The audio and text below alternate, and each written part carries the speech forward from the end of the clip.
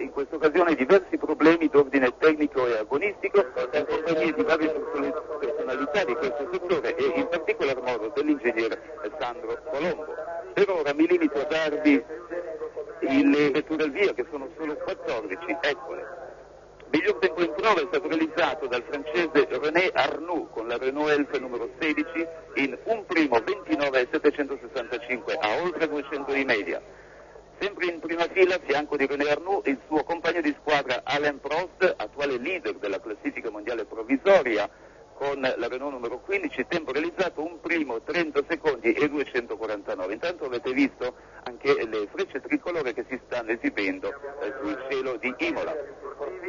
In seconda fila con il numero 27 Gilles Villeneuve con la Ferrari, tempo realizzato un primo 30 secondi e 717. A fianco di Villeneuve il suo compagno di squadra Didier Pironi con la Ferrari numero 28, un primo 32,020. Vedete intanto inquadrato l'Air 346, pare che si tratti di uno dei più maneggevoli aerei a reazione. Una serie di questi apparecchi è stato recentemente venduto anche all'Argentina. In terza fila vedete Michele Alboreto con la Tyrrell numero 3, tempo un primo 33,209, a fianco di Bruno Giacomelli con la Alfa Romeo numero 23, 1,33,230. Sembra tuttavia che Michele Alboreto, bravissimo pilota al volante della Tyrrell, abbia realizzato questo tempo con la vettura sottopeso ieri.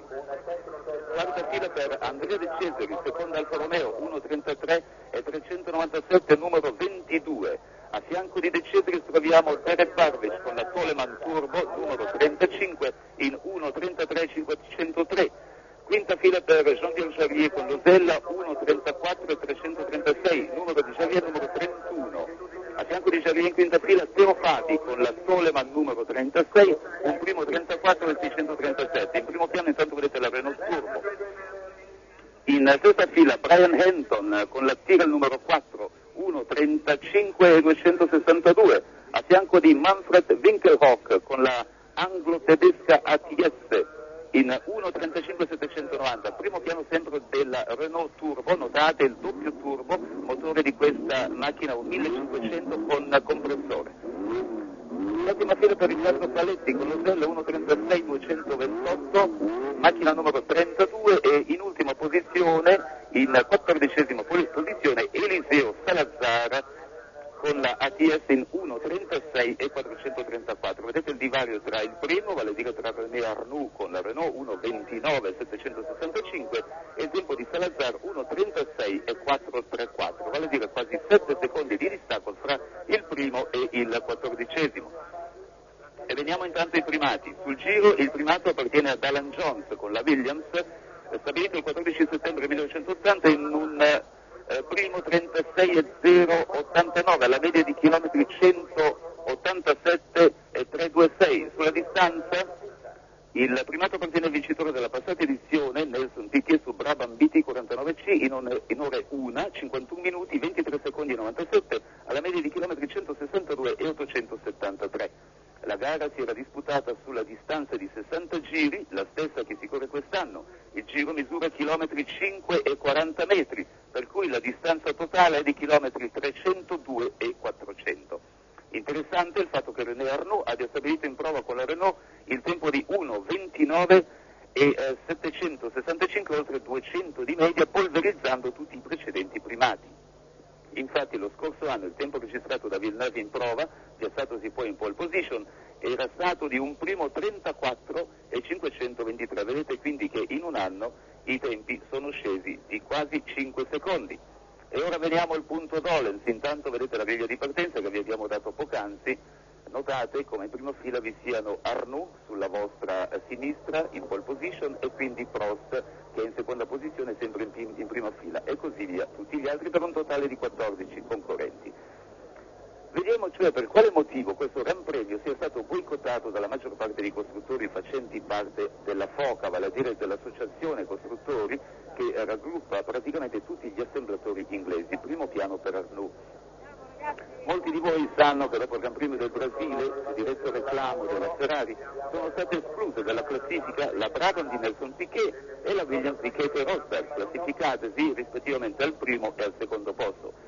Perché sono state squalificate? Semplicemente perché le vetture in questione sono state trovate sotto peso. Ora, esiste un regolamento emanato dalla Federazione Automobilistica Internazionale, vale a dire la FIA, e sottoscritto da tutti i costruttori sono 13 mesi a Parigi, che fra l'altro indica il peso minimo delle Formula 1 in 580 kg, primo piano per Gilles Villeneuve, notate il suo casco particolare. Pur ammettendo che certi regolamenti non sono estremamente chiari, va detto che alcuni costruttori inglesi hanno genialmente costruito macchine leggerissime, aiutandosi anche con nuovi materiali, quali il Kevlar e le fibre di carbonio. Per aggirare l'ostacolo, tali costruttori hanno dotato le monoposto di serbatoi supplementari, riempiendoli prima del via di 30 o di 40 litri d'acqua e giustificando tale comportamento dicendo che l'acqua sarebbe servita per raffreddare i freni. In realtà, durante la gara, l'acqua viene scaricata a terra e a corsa ultimata i liquidi vengono rabboccati, vale a dire si aggiunge olio e acqua dei freni mancanti. In realtà i freni non si raffreddano con l'acqua e questo trucco ha funzionato per diverse gare. Fatto grave, tuttavia, è che tale operazione avveniva con il beneplascito di Jean-Marie Balestre, presidente della FISA, Federazione Internazionale dello Sport Automobilistico, ed emanazione diretta della FIA. Il reclamo Ferrari è stato tuttavia giudicato dal Tribunale della FIA ed è da ritenersi inappellabile. Qui intanto vedete un primo piano di Bruno Giacomelli con la sua Alfa Romeo che è riconoscibile in modo particolare per il musetto dipinto di rosso. Come potete notare qui invece Andrea De Cesaris, il giovanissimo pilota che è stato anche pole position nel recente Gran Premio di Long Beach.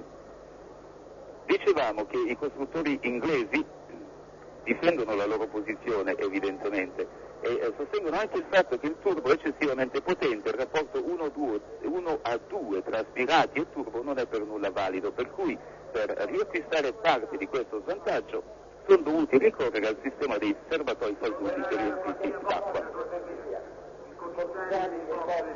Varie sono le considerazioni che si possono tirare e le esamineremo una ad una. Finisciamo tuttavia con l'affermare che se esiste un regolamento internazionale questo va rispettato pena la squalifica.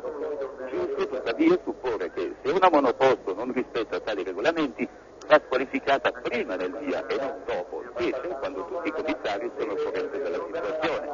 Senza dimenticare che i piloti rischiano anche la vita in un Gran Premio e in particolar modo nei Gran Premi odierni con le attuali macchine di Formula 1.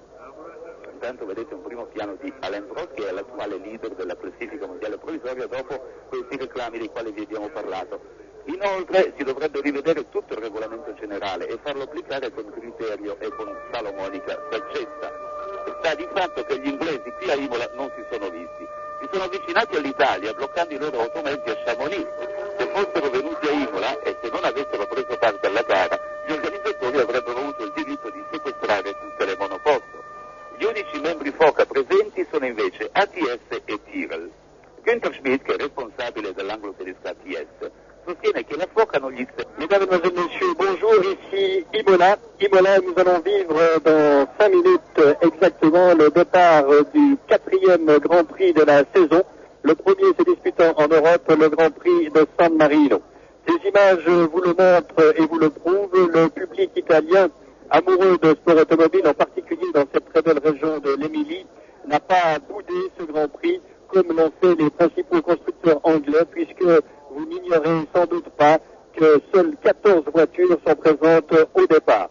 En effet, et nous aurons l'occasion d'y revenir par le détail lorsque la course sera lancée et bien engagée, en effet, les membres de la FOCA, c'est-à-dire les écuries Williams, Brabham, McLaren et Lotus, pour ne citer que les principales, ont décidé de boycotter ce Grand Prix de Saint-Marin à la suite de la décision du tribunal d'appel de la FIA de disqualifier Rosberg et Piquet au Brésil. Mais cela, c'est de la cuisine politique, dirons-nous, de cette politique qui empoisonne la Formule 1 et ce n'est pas encore terminé. Nous en parlerons donc plus tard, durant la course. Pour l'instant, nous allons suivre cette course avec sur la grille de départ, tandis que l'on annonce 100 000 spectateurs, il y en avait déjà 50 000 hier aux essais. Sur la grille de départ, en première ligne, les deux Renault, celle de René Arnoux qui occupe la pole position et Alain Prost à ses côtés. René Arnoux, Renault numéro 16, Prost, Renault numéro 15. En deuxième ligne, Gilles Villeneuve sur la Ferrari Turbo Enossi numéro 27 et l'autre Ferrari numéro 28, celle de Didier Pironi. En troisième ligne, au volant de la Tyrrell numéro 3, Michele Alboreto et au volant de l'Alfa Romeo numéro 23, Bruno Giacomelli. En quatrième ligne, Andrea De Cesaris sur l'autre Alfa Romeo qui porte le numéro 22 et Derek Warwick, le Britannique, au volant de la Telemann numéro 35.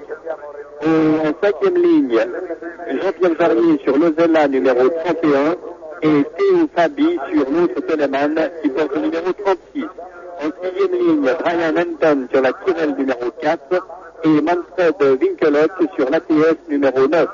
En septième ligne, Riccardo Paletti sur l'Ozella numéro 32 et Eliseo Salazar sur l'ATS numéro 10.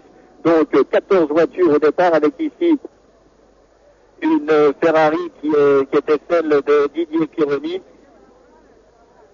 deux Renault Turbo, deux Ferrari Turbo également, et là encore un moteur Art Turbo pour la Telemann de Derek Warwick qui part donc lui en quatrième ligne. Un Grand Prix qui devrait toutefois être disputé, même si le plateau n'est pas complet. Il manque, pour ne citer que les pilotes, des gens tels que Piquet, Rosberg, Lauda, Latifi ou encore Watson. Mais tout de même, cela va être une explication entre moteurs turbo. Ces moteurs turbo qui hier ont permis à René Arnoux de franchir pour la première fois dans l'histoire de ce circuit d'Imola le mur des 1 minute 30 puisqu'il a bouclé les 5 km 40 du circuit en 1:29.765, soit à plus de 202 km/h de moyenne. 60 tours de circuit à couvrir, soit un total de 302,4 km pour les voitures et pour les pilotes. On précisera qu'au classement provisoire du championnat du monde après 3 épreuves, c'est Alain Prost qui est en tête avec 18 points devant Lauda qui en a 12, Niki Lauda qui est profondément écœuré d'être revu au rôle de spectateur, et John Watson lui qui en totalise 8.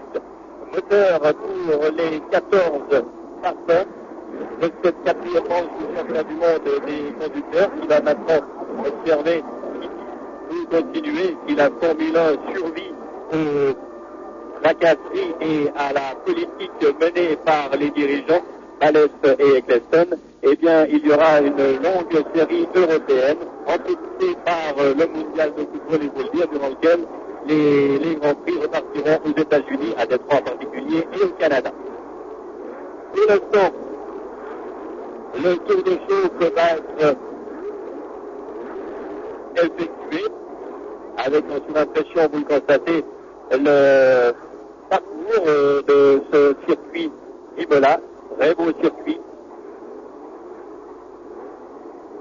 avec des tronçons de très haute vitesse, comme celui qui clignote là sous vos yeux, avec cette grande courbe gauche qui se prend à fond en pleine accélération. C'est à peu près à cet endroit que les pilotes passent la sixième, ou ceux qui ont tiré rapport dans leur boîte. Et puis,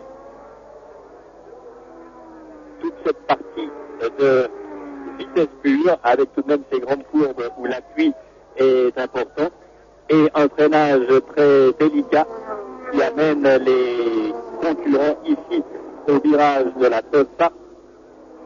Gianni, saluti a Giodi che ci assisterà nello studio di Milano mentre vedete le vetture impegnate in questa quarta prova del campionato del mondo di Formula 1 che apre la serie europea delle prove di questo travagliato mondiale secondo il Gran Premio di San Marino. E vedete in sovrimpressione et suivi également d'une descente toujours très spectaculaire sur le virage dit de l'Acqua Minerale. Camere fisse più le mobili impegnate in questo tracciato. Alors il semble que vous receviez un commentaire en italien, c'est celui de mon confrère Paul Grenier de la RAI. Il a là un détail technique que nous essayerons de régler. Et je dois également faire une précision aux téléspectateurs de Suisse alémanique, et je vais leur faire cette précision en allemand. En effet, wir bitten die Zuschauer aus der deutschen Schweiz auf diesem Kanal zu bleiben, denn ab circa ein Viertel nach 3 Uhr wird sich Rico Steinemann mit dem deutschen Kommentar melden. Voilà, pour les téléspectateurs de Suisse alémanique qui recevront le commentaire en allemand aux environs de 15h15 dès que le match de hockey sera terminé. e al suo fianco Alain Prost che è capofila del mondiale con 18 punti, incrementando il suo vantaggio dopo l'ultima sentenza tanto discussa che ha fatto stare lontani gli inglesi da questo tracciato, mentre in seconda fila le due Ferrari di Gilles Villeneuve, per il quale ha corso numerosissimo anche oggi il pubblico, 80.000 prati venduti, tutta la disponibilità ci hanno comunicato poco fa gli organizzatori, e al suo fianco Didier Pironi con l'altra Ferrari, sfortunato anche in queste prove e con una riscossa, così come è stato per Arnoux. Dietro loro un eccellente Michele Alboreto con una Tyrrell che ha rotto il fronte della foca e che ieri è stato il primo degli aspirati. Al suo fianco Bruno Giacomelli. Alors voilà les voitures qui viennent se disposer sur la grille de départ. On vous rappelle 2 Renault et 2 Ferrari.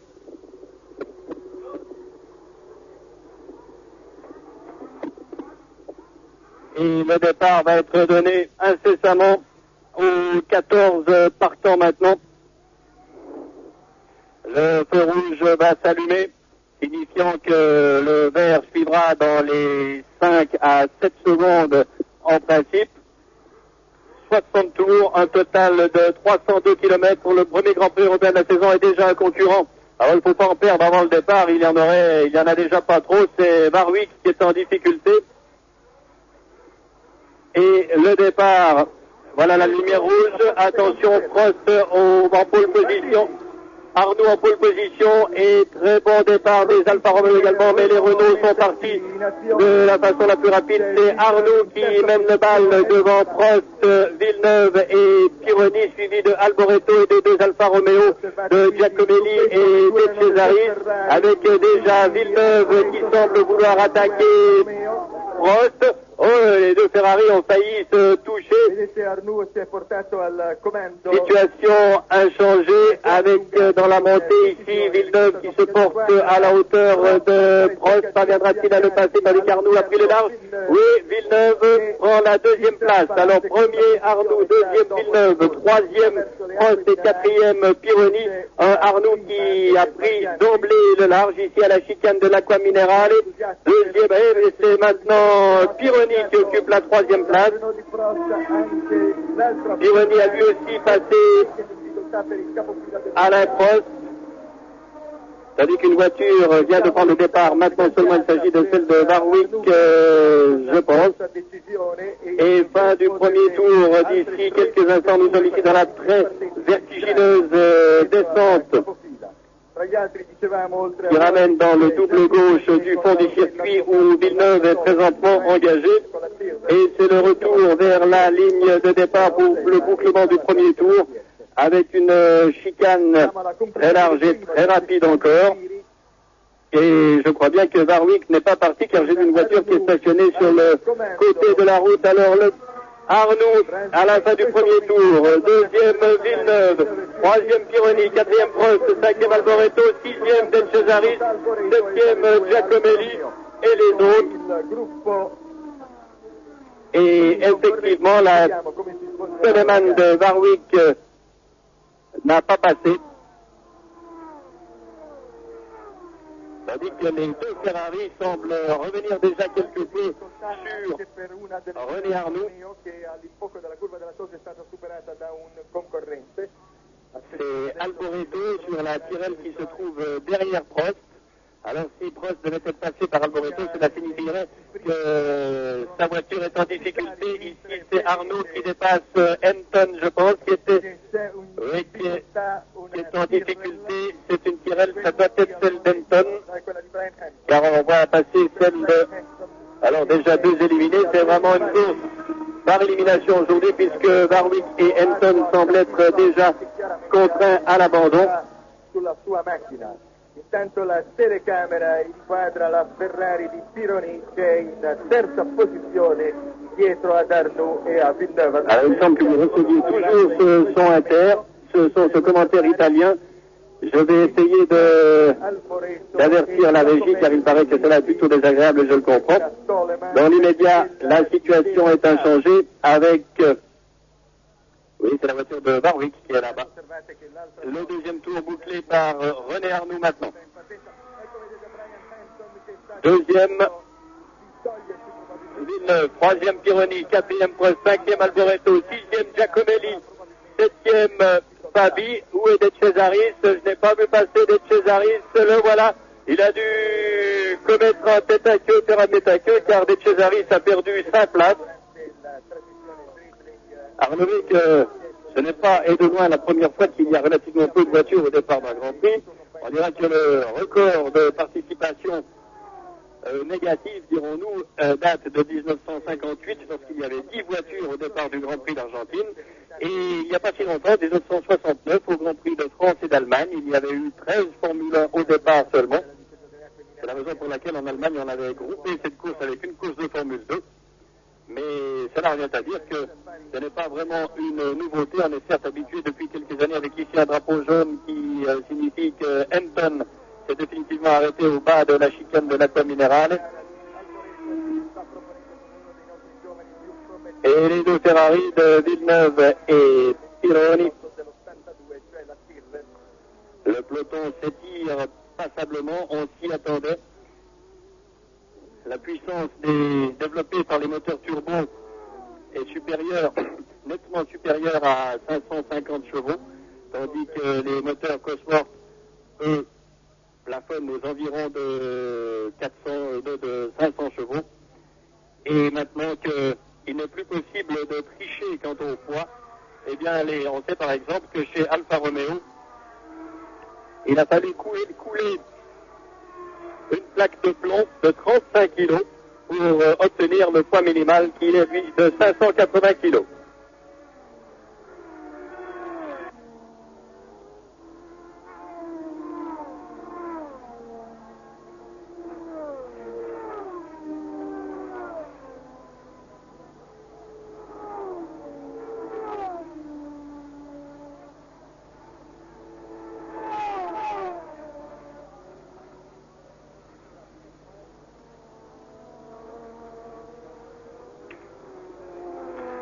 Alors, on me signale en régie que l'on essaye de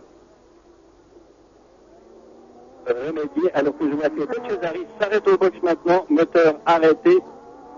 On essaye de remédier, voilà la voiture de Cesaris, l'Alfa Romeo numéro 22. De Cesaris qui, lors des essais libres de ce matin, a vu son moteur prendre feu subitement. Et ici, on revient sur les premières positions de la course avec toujours les deux Ferrari de Villeneuve et de Pironi qui sont derrière la Renault de René Arnoux. Nous allons prendre des écarts au prochain passage. Le prochain passage qui ne saurait tarder.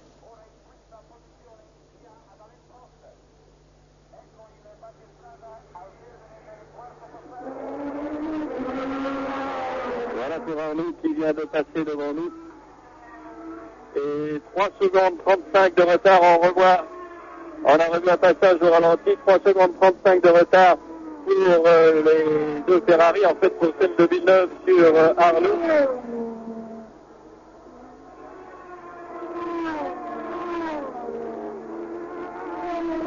René Arnoux qui a effectué un départ magistral.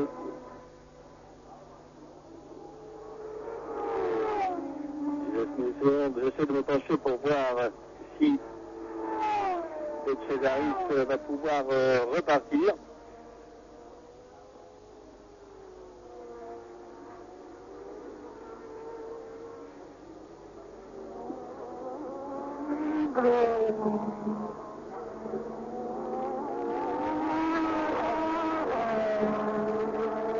Voilà, je crois qu'il repart. Voilà, je le vois sous moi. De Cesaris est reparti, mais il a perdu un tour en tout cas, tandis que Pironi, lui, se rapproche de Villeneuve. Il est certain que les deux pilotes de Ferrari ne vont pas se livrer une lutte fratricide. Eh bien, le 40% à peu près des pronostics voyaient et donnaient Prost victorieux. Certes, nous ne sommes qu'au tout début de cette course, mais Prost est maintenant bien lâché par les deux Ferrari. À moins qu'il s'agisse de tactique, peut-être a-t-il choisi un pneu différent que Arnoux et que celui-ci ne lui permette pas d'attaquer autant que son coéquipier en début de course, évidemment. Cela, On l'apprend toujours après la course, car ce sont des tactiques qui ne sont pas divulguées avant le départ. Je trouve que Pironi, lui, fait vraiment course dans la roue de Villeneuve maintenant. Si Villeneuve devait faiblir, Pironi le passerait irrémédiablement, mais je pense qu'avant cela, il n'y aura pas de tentative d'attaque de la part du pilote français établi à Genève du reste.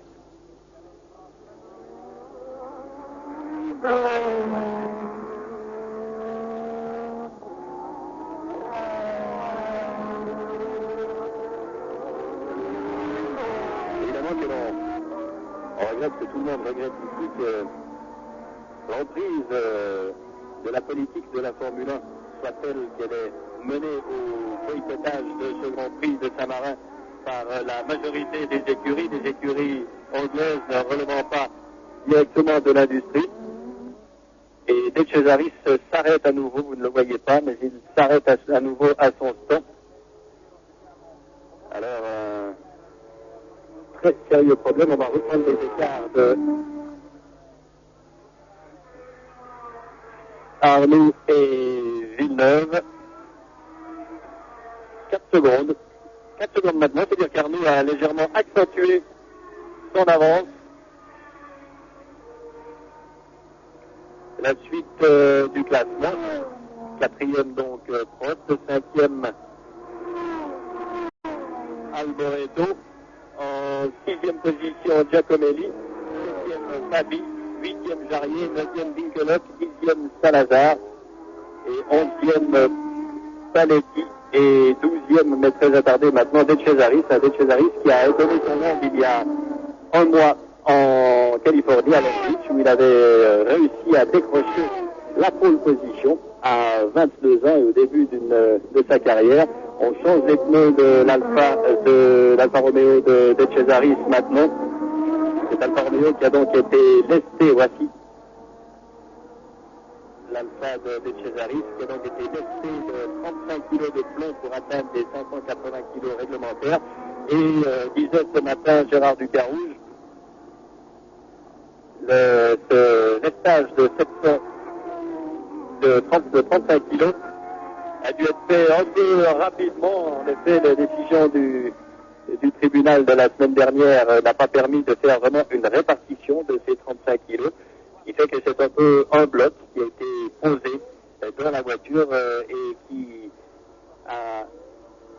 n'a pas permis aux Alfa Romeo de tourner aussi vite que la semaine dernière à Imola sur ce circuit. La semaine dernière, lors d'essai privé, les deux Alfa Romeo tournaient environ 2 secondes plus vite que hier avec le poids réglementaire. Et Prost semble s'arrêter. Oui, Prost s'arrête là, sous nous, vous ne le voyez pas. Mais on sentait depuis le début qu'il était en difficulté. Alors qu'ici, c'est Pironi qui semble vouloir attaquer quelque peu Gilles Villeneuve. Voilà, Prost, je me penche pour voir ce que l'on effectue. Vous le voyez sur votre écran du reste maintenant. Va-t-on changer de pneumatique? Apparemment pas. On en change un et on ouvre le capot. C'est dire que pour Alain Prost, les chances de victoire s'amenuisent considérablement. On se souvient que à Calami, en Afrique du Sud, au début de la saison, Prost a gagné la course tout en ayant dû s'arrêter pour changer un pneumatique à la suite d'une crevaison. Il avait néanmoins gagné ici. On a enlevé le capot, il y a un problème de turbo. Les Renault ont déjà cassé 2 turbos lors des essais de vendredi. Ici, c'est Michele Alboreto, un jeune espoir italien pétri de talent, qui court sur Tyrrell qui a annoncé qu'il courait ici, non pas qu'il était en désaccord avec la FOCA, au contraire, il soutient la FOCA pleinement, mais tout simplement, a-t-il dit, pour honorer le contrat qu'il est lié à ses commanditaires, à ses sponsors. On verra par la suite qu'en fait, Ken Tyrrell et son écurie jouent un peu le rôle de loup dans la bergerie pour pouvoir déposer procès. À tout propos, Tyrrell l'a déjà fait ce matin pour des motifs vraiment invraisemblables. En effet, hier, à la suite des essais, Ken Tyrrell a déposé une réclamation disant que les moteurs turbo n'étaient pas réglementaires dans la mesure où un article des règlements règlement de la Concorde, les accords de la Concorde prévoient que les moteurs Wankel, les moteurs à turbine sont interdits. Et il a dit il y a une turbine dans le turbo, mais le collège des commissaires internationaux s'est réuni ce matin et vraiment a rigolé pour ne pas pleurer devant la faiblesse des arguments de Ken Tyrrell, qui joue vraiment un très vilain jeu, un très sale jeu ici. Et il est évident qu'il y a une turbine dans le turbo, mais la turbine n'est pas l'élément essentiel du moteur. C'est donc pas un moteur rotatif. Et on pourrait aussi dire que, par exemple, ici, une voiture au ralenti qui est doublée par Arnoux, on n'a pas eu le temps de voir de qui il s'agissait. Il y a également des turbines, par exemple, dans la pompe à essence ou la pompe à eau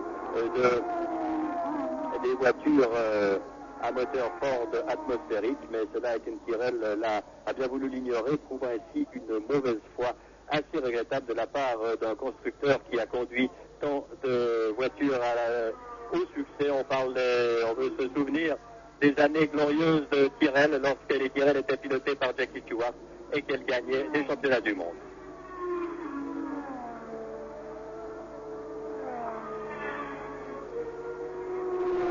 Ken Tyrrell a voulu faire durer un peu le suspense en disant hier en réservant une déclaration pour hier à 3h, et hier à 3h, effectivement, il est venu déclarer qu'il participerait tout de même à ce Grand Prix.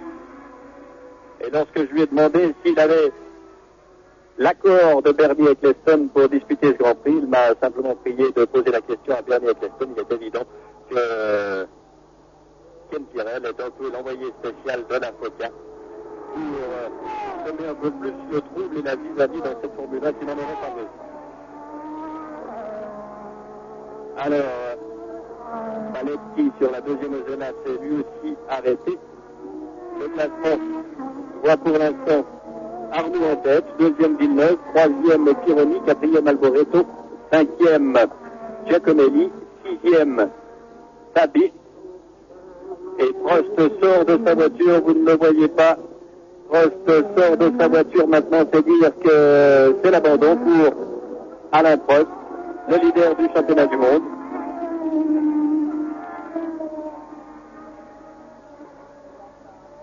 Et De Cesaris, lui, repart. Il faut quand même qu'il y ait quelques voitures sur la piste. On va...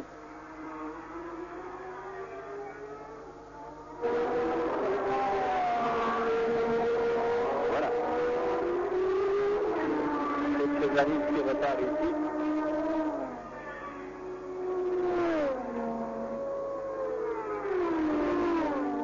Il est doublé par la Tyrrell de Alboreto.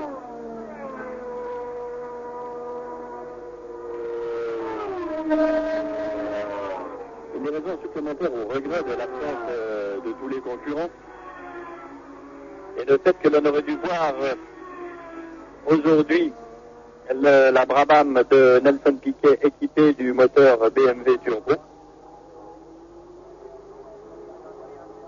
Et il semble bien que les gens de BMW aient été vraiment emballés, comme on dit, par les gens de Brabham. Il y a à ce sujet une guerre des communiqués qui est absolument délirante.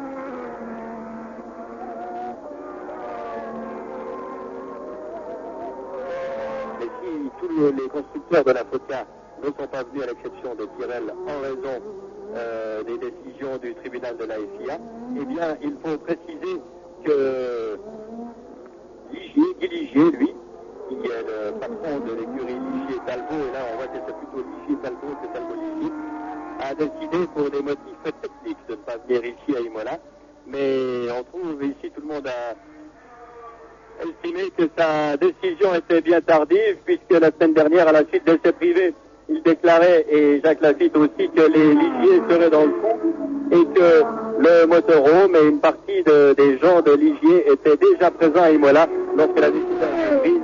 C'est la preuve que Guy Ligier a lui aussi eu un artifice manquant de franchise.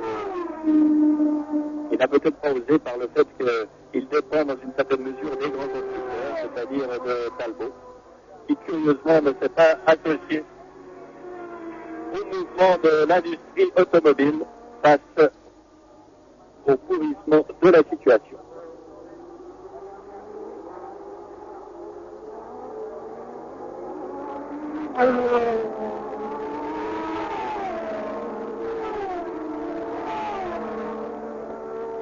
Alors que ça, Villeneuve se rapproche de Arnoux. Il avait 4 secondes tout à l'heure et on a vu qu'il avait effectué le meilleur tour, le tour le plus rapide pour l'instant. Il a fait la moitié de son retard puisqu'il est à 2 secondes 11 centièmes de Arnoux.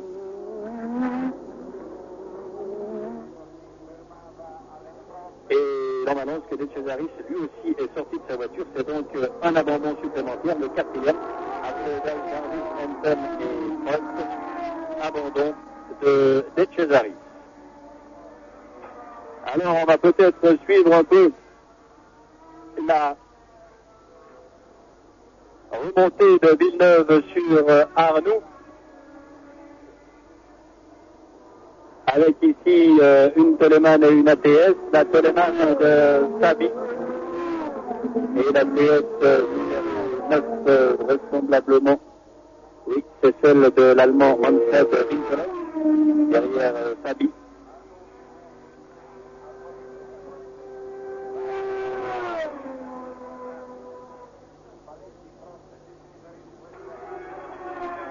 Et on va attendre le prochain pointage. Et maintenant, c'est Didier Pironi qui a établi le meilleur temps en 1:35.709. C'est-à-dire que le record officiel est d'ores et déjà battu.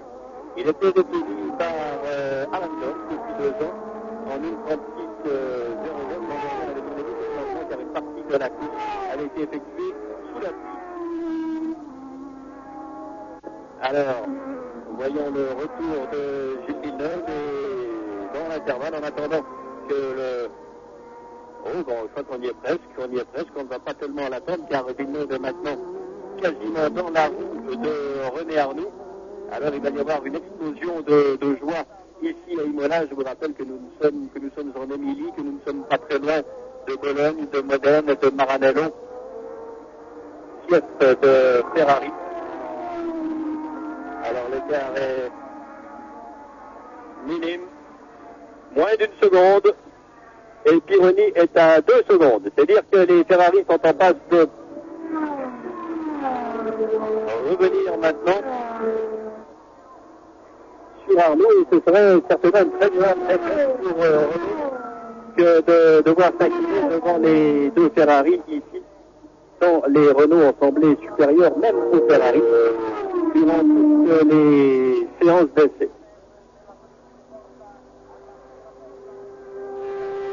Arnaud Villeneuve, il avance 9 dixièmes, ils se sont envolés, les 9 dixièmes, il doit rester quelques poussières de secondes maintenant. Et où Gilles Villeneuve va-t-il porter son attaque? Peut-être va-t-il rester 1 ou 2 tours derrière Arnoux pour décider de l'endroit. Il attaquera donc en accélération, par exemple, la Renault ne cède en rien à la Ferrari. C'est peut-être une question de climatique qui est déterminante, car la Renault en accélération parvient à maintenir ses distances par rapport à Villeneuve, tandis que dans les courbes, eh bien, vous voyez, et au freinage, c'est là que Villeneuve se rapproche le plus. Alors, quelques tours d'observation, et derrière, Didier Pironi, lui, est également revenu dans le sillage d'Arnoux. Une explication très, très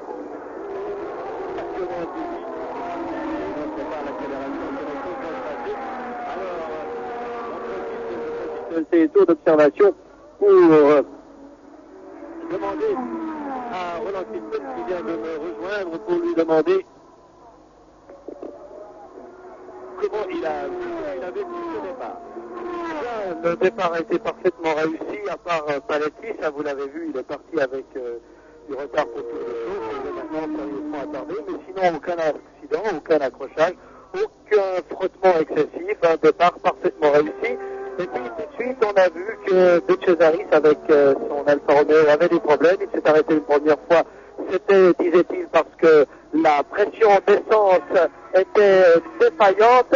On a fait des vérifications. Au moment où il allait repartir, on a constaté qu'en fait, c'était peut-être simplement le manomètre qui ne fonctionnait pas correctement. Il a refait un tour, mais le moteur ne tournait pas rond. Il s'est arrêté, on a commencé à démonter, et maintenant il est reparti. Il est considérablement attardé. À moins peut-être qu'il est sorti de la voiture pendant que vous montiez nous rejoindre. Alors il a refait un tour ici. Et puis, un autre abandon important, celui de Prost, et là ce sont des problèmes d'allumage. On a voulu changer les bougies, mais le moteur ne tourne pas rond. Et puis Prost, alors, qui est actuellement encore en tête au championnat du monde des conducteurs avec ses 18 points, eh bien Prost a aussi dû se retirer. Ce sont deux abandons importants qui sont survenus donc dans les stands, mais d'autres sont survenus le long de la piste. Et bien ici, situation inchangée, nous disons le 15e tour maintenant. C'est-à-dire que nous sommes également au quart de la course, c'est toujours René Arnoux en tête devant Gilles Villeneuve qui est à des courses immédiates, et Didier Pironi très légèrement distancé. Nous dirons qu'il est là en observateur distingué de la situation. Didier Pironi qui me disait hier soir à quand des petites caméras miniatures à bord des voitures. Eh bien, je crois qu'il y en avait une à bord de sa voiture, le spectacle serait encore plus saisissant. Oui, on serait vraiment aux premières loges, et pourquoi pas imaginer que ça puisse se produire dans le futur. En ce moment, il faut se contenter de ces images-là qui sont déjà très belles. On voit la Ferrari qui se rapproche à chaque fois dans la partie sinueuse, mais en accélération, la Renault paraît supérieure. Problème de pneumatique, ce serait peut-être intéressant d'en savoir davantage tout à l'heure, parce que il faut bien préciser que les Renault sont équipés par un manufacturier français, alors que les Ferrari, depuis cette année, ne sont plus équipés par ce manufacturier-là, qui est équipé l'an dernier. Les Ferrari, cette année, sont équipés par un fabricant de pneus américain. Donc, il y a là une rivalité aussi au niveau des pneus, et on le voit très bien toujours au freinage, meilleure adhérence de la part des Ferrari, et surtout de Villeneuve, qui fait un numéro d'acrobatie comme on en a l'habitude de sa part, tandis qu'en accélération, en motricité, la Renault, qui n'aurait été plus qu'une en piste, est apparemment supérieure à la voiture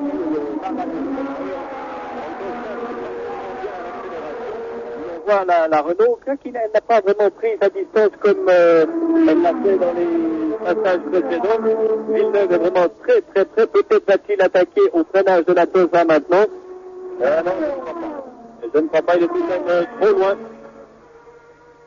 Il a le temps, nous sommes qu'au quart de la course, et je crois que nous allons suivre ce duel encore pendant... Oh, il essaie de se porter à sa hauteur ici, mais Arnoux est de plus en plus en difficulté. Je crois vraiment qu'il devra, dans un avenir très proche, céder le commandement à Gilles Villeneuve, qui avait déjà été au Brésil avant de céder ce commandement à Piquet et de sortir de la route. Et Gilles Villeneuve, vous voyez, qui demande l'impossible à sa voiture. On l'a vu partir en très léger sur virage tout à l'heure.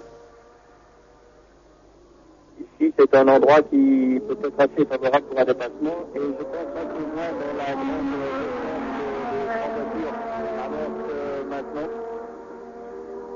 Avec Gilles, il faut effectivement s'attendre à tout. Il peut tenter de forcer le passage aux endroits les plus inattendus.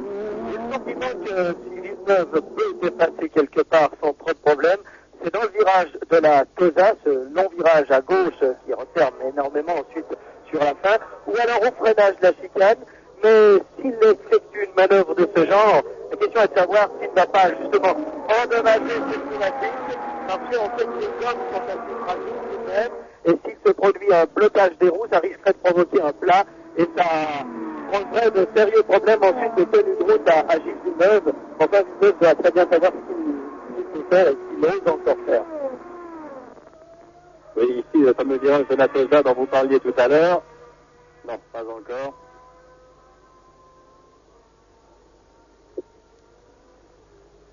Et Didier Pironi derrière, en observateur distingué, qui est près des résultats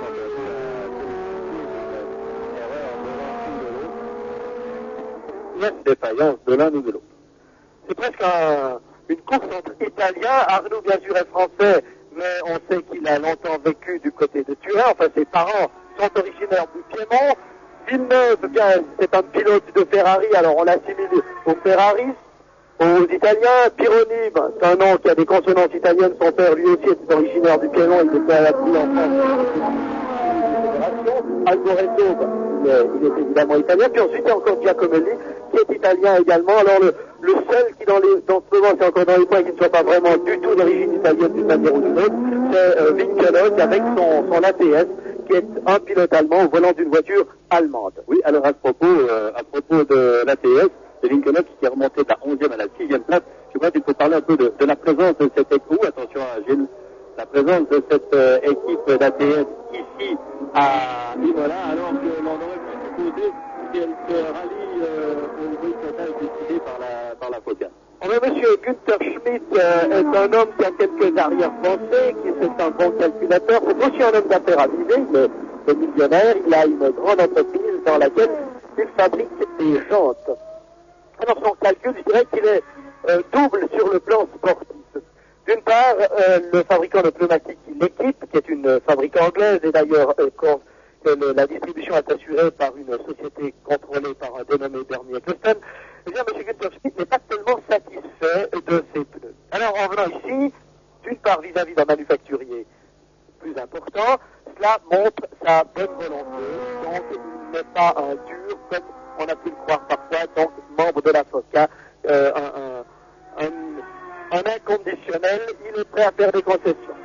Ça, c'est le premier calcul, obtenir des pneus. On dit d'ailleurs qu'à partir du Grand Prix de Belgique dans 2 semaines, eh bien, il pourrait avoir un contrat avec un fabricant de pneus français. Le deuxième calcul, c'est une marque allemande ATS. Mais bientôt, si le règlement n'est pas changé d'une manière inconsidérée, bientôt, on ne verra probablement plus tellement de moteurs Ford Cosworth qui arrivent quand même un peu à bout de souffle. L'avenir, ce sont les turbos. BMW, on le sait, a préparé un moteur turbo pour équiper les Brabham, mais c'est aussi un projet qui a connu quelques difficultés dans l'application. Alors, M. Schmidt, lui, fait encore les yeux doux à BMW, et c'est pas tout à fait un hasard qu'il y avait ici, à Imola, pendant les essais, une délégation du département sportif de BMW. Alors, M. Schmidt a eu des entretiens, et il n'est pas tout à fait exclu que l'on puisse assister à la naissance d'une ATS avec un moteur BMW turbo. Donc une voiture entièrement allemande. Une voiture entièrement allemande. Et puis il y a encore un troisième petit calcul qu'il ne faut pas oublier de la part de M. Schmidt, lui qui fabrique des jantes, vis-à-vis des grands constructeurs, c'est tout de même un sous-traitant qui peut être intéressé et qui peut être aussi intéressant. Alors on ne va pas se mettre à dos des grands constructeurs comme Fiat, qui est donc représenté par Ferrari, comme Renault. Donc il faut ménager la chèvre et le chou. On reste dans la FOCA, mais on mange aussi à la table de la FISA. Oui, ce n'est pas la première ni la dernière des incohérences ici. Et je vous signale que Bruno Giacomelli, c'est lui que vous avez dans l'image maintenant, semble avoir ravi non, pas encore. Il n'a pas encore ravi la 3e place. Il occupe toujours la 4e place. Le classement voit la 5e place, voit Arnoux devant Villeneuve et Pironi, 4e Alboreto, 5e Giacomelli et 6e Winkelhock dont nous vous parlions tout à l'heure. Alors, Arnoux résiste mieux qu'on ne le pensait à la pression des 2 Ferrari qu'il voit constamment dans son rétroviseur. Ici, c'est une Toleman qui rentre, c'est celle de Théo Fabi.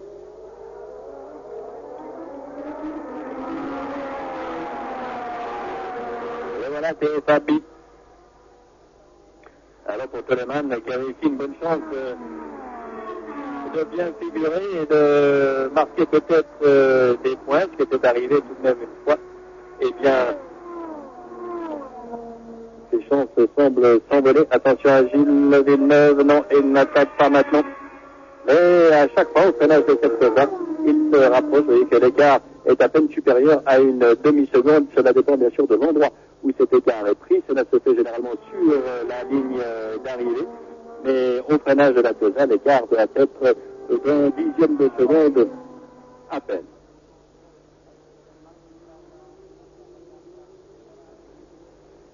Et bien tandis que Arnoux, Villeneuve et Pironi essayent d'en découdre, Je crois qu'il est tout de même bon, comme je vous l'avais promis, même si la chose est peut-être un peu fastidieuse, je crois qu'il faut maintenant refaire tout l'historique de ce qui s'est passé en Formule 1 et de ce qui a amené la Formule 1 à cette situation désastreuse qui est la sienne et qui fait que la Formule 1 est en train de perdre, sinon a perdu, la quasi-totalité de sa crédibilité aux yeux du grand public.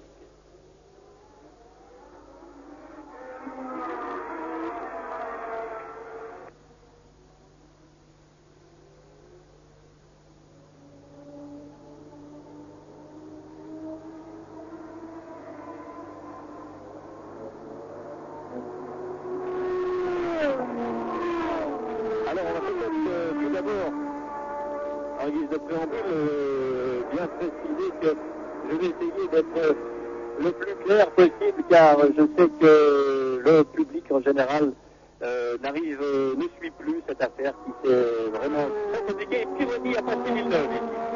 Alors, Pironi a passé Villeneuve et il semble bien que Villeneuve n'attaquait plus autant Arnoux. Peut-être a-t-il un peu forcé sur ses pneumatiques en voulant partir à la recherche d'Arnoux. Et ici, Didier Pironi, alors qui maintenant va partir dans les roues de Arnoux. Nous allons donc attendre pour notre explication de voir l'évolution de la situation. Vous voyez que même à 14 voitures au départ et maintenant avec 5 abandons, une course peut-être passionnante. Et on va prendre immédiatement l'écart qui sépare Arnoux de Pironi. Pironi n'est pas encore dans la roue d'Arnoux. Deux Français, oh là là, à travers terrible de Pironi.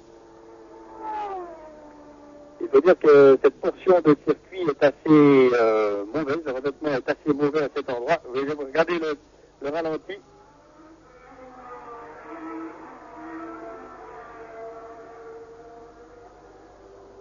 Il a vu Pironi faire une petite travers extrêmement spectaculaire. Les travers sont de moins en moins fréquents en Formule 1. Les voitures sont littéralement aspirées, collées au sol, et la conduite ne doit plus être spectaculaire.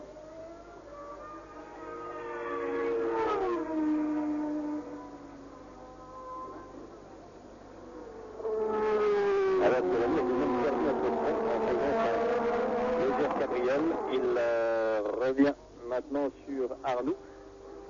Arnoux qui a réalisé, vous voyez, le meilleur temps à 190 km/h de moyenne. Il est encore sensiblement plus long que lors de son meilleur tour des essais d'hier, effectué, il est vrai, avec le réservoir quasiment vide et des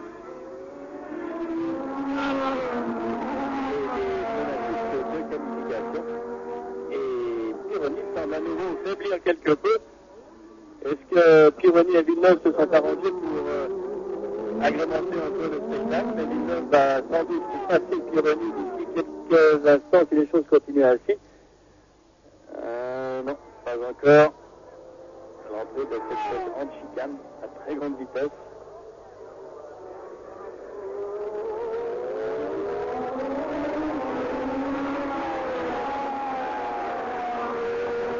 Bon, la situation pour l'instant quasiment inchangée. Arnoux, Pironi, Villeneuve. Mais nous allons tout de même entamer cette historique de cette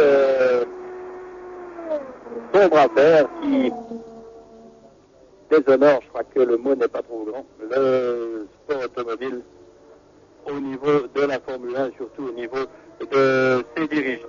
Il faut toutefois, en guise de préambule, dire que depuis la signature des accords de la Concorde en mars de l'année dernière, en mars 81, messieurs Eccleston et Balestre, présidents de la fédération de la Formula One Constructor Association, l'association des constructeurs de Grand Prix, et Balestre, président de la FISA, de la Fédération internationale du sport automobile, qui étaient autrefois des ennemis déclarés, sont devenus des amis sûrs maintenant, et des complices même dans toute cette affaire. Donc en mars 81, réconciliation Eccleston-Balestre, réconciliation FISA-FOCA, avec la signature par toutes les parties prenantes de la Formule 1 des les accords de la Concorde, qui doivent régir toute la Formule 1 jusqu'à la fin de 1984. Seule l'unanimité pourrait tolérer un changement, l'unanimité de toutes les écuries engagées, c'est-à-dire de Renault comme de Enzyme. Il suffit pour qu'une décision ne soit pas valable, une seule écurie qui oppose son veto. Alors on se souvient que l'an dernier, il y a eu un problème de garde au sol des voitures, de garde au sol qui était réglementé et qui n'était pas respecté. On avait vu l'adjonction d'une suspension hydraulique qui abaissait les voitures au niveau du sol dès qu'elles étaient en piste. Eh bien, cette suspension hydraulique a été interdite. On a réintroduit les jupes et le système d'effet de sol est aujourd'hui tout à fait toléré. Le règlement est parfaitement correct et le poids, car c'est autour du poids que tout se joue, le poids des voitures a été fixé pour la saison 1982 à 580 kg, soit 5 kg de moins que l'an dernier. Or, on s'est rendu compte que les moteurs turbocompressés qui équipent les châssis de Renault et de Ferrari, de même que, ici Pironi est très près, de même que le châssis de la Coleman avec un moteur A, c'est bien que ces moteurs turbocompressés avaient connu un tel développement technique qu'ils étaient arrivés au point d'une supériorité évidente sur les deux moteurs atmosphériques de Ford Cosworth en particulier, dont Renault System vous disait tout à l'heure avec justesse qu'il commence à être un peu essoufflé. Alors, les moteurs turbo ayant un avantage de l'ordre de 60 à 80 chevaux, et que va faire Gilles Villeneuve ici, il attaque Pironi. Ah, les deux Ferrari ne vont tout de même pas se sortir. Non, mais Gilles semble avoir pris l'avantage. Oui, Gilles Villeneuve a repris maintenant la deuxième place à Pironi.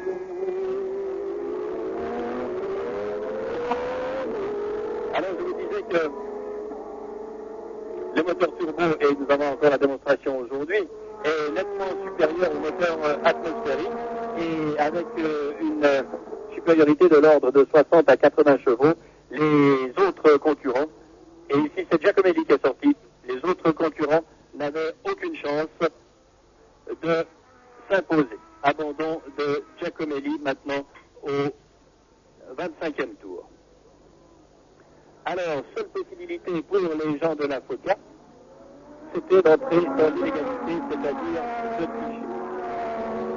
Le moteur turbo étant parfaitement réglementaire, étant parfaitement correct, ou bien on changeait les règlements, ou bien on trichait. Les règlements ne pouvant pas être changés, on a décidé, au niveau de la FOCA, de tricher en trichant sur le poids.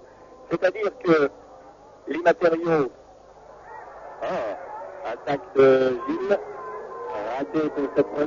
C'est la première fois que Gilles attaque le nom. Les matériaux développés par certaines écuries anglaises, en particulier la fibre de carbone permettant un gain de poids considérable, on a pu faire des voitures approchant les 500 kg. Donc avec à peu près, nous avons dit 80 kg de moins que le règlement de notre tête.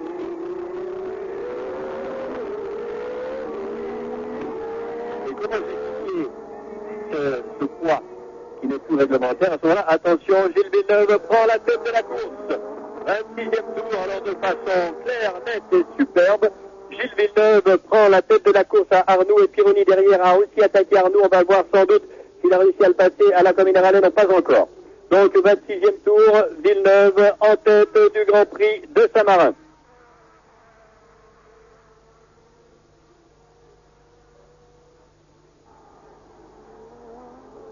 Alors le public va saluer cette prise de pouvoir par Gilles Villeneuve.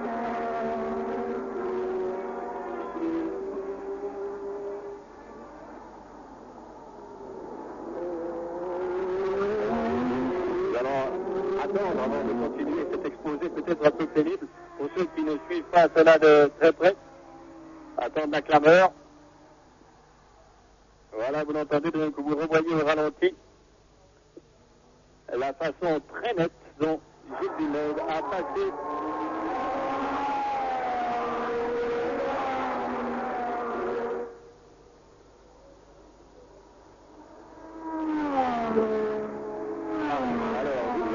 Arnaud Pironi. Et on en revient à cette explication pour vous dire qu'on a donc triché sur le poids. Alors, pour tricher sur le poids, c'est-à-dire qu'on fait semblant d'avoir 580 kg, alors qu'on n'en a que 500 ou 520, on a créé, avec les gens de la FOCA, les techniciens, les ingénieurs des écuries de la FOCA, ça a commencé avec Williams et Brabham comme toujours, ont installé un système de refroidissement des freins, c'est-à-dire des grands réservoirs pouvant contenir jusqu'à 60 litres d'eau, destinés soi-disant à refroidir les freins. Alors évidemment que lors des contrôles, en donnant suite à la coutume, en appliquant la coutume, on a rempli les réservoirs car les contrôles de poids se font toujours avec les pleins d'huile et d'eau. Alors les réservoirs d'eau étaient pleins pour le contrôle et évidemment qu'au départ de la course, ils ne l'étaient pas, ce qui fait que les voitures couraient avec des poids inférieurs très nettement à la réglementation, ce qui leur permettait de rivaliser assez bien avec les moteurs turbocompressés, puisque Piquet s'était imposé au Brésil et Lauda à Long Beach en utilisant des voitures de ce type et appliquant ce système. Ici, Bruno Giacomelli dans l'image réduit au rôle de spectateur. Une déception pour Alfa Romeo, ici en Italie. Ceci étant fait, il était bien certain que les légalistes, c'est-à-dire ceux respectant le règlement, n'allaient pas laisser faire sans protester. En effet, pendant des années, il faut dire, pendant 34 ans, les Anglais en particulier se sont moqués de Renault, qui venait avec un moteur turbo tout à fait réglementaire, certes, mais un moteur qui traînait. Et maintenant que ce moteur est au point, Renault n'allait pas laisser passer l'occasion d'essayer de conquérir le titre mondial. Et pour cela, il fallait pénaliser les tricheurs. Alors, au Grand Prix du Brésil, Renault et Ferrari ont déposé une réclamation contre ce système des poids additionnels et fictifs surtout. Et cette réclamation,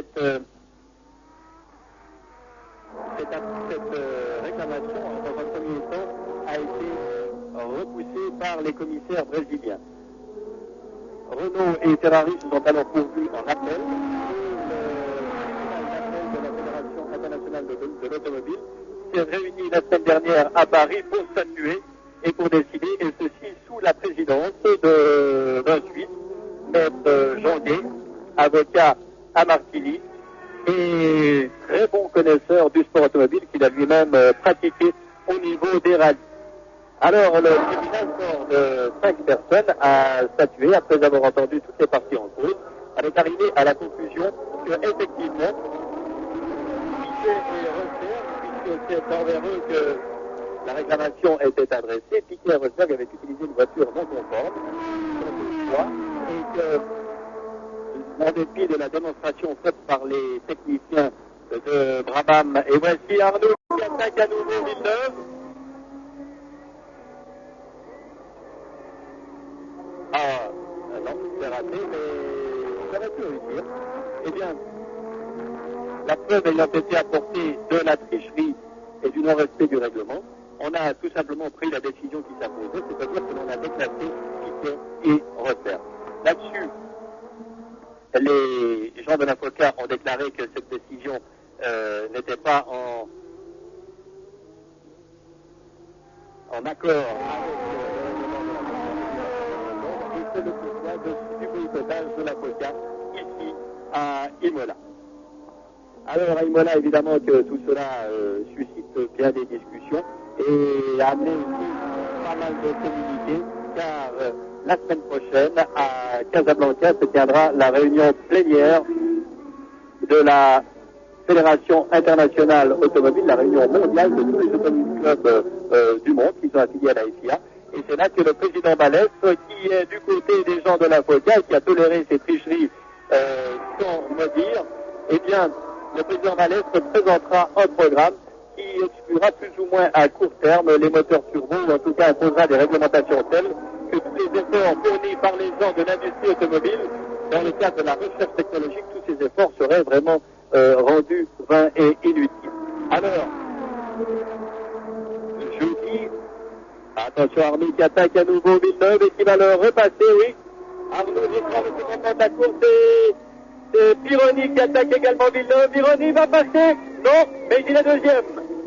Alors, superbe freinage de souvent des Villeneuve de l'extérieur pour tenter de prendre Pironi. Il parvient-il oui, je crois bien.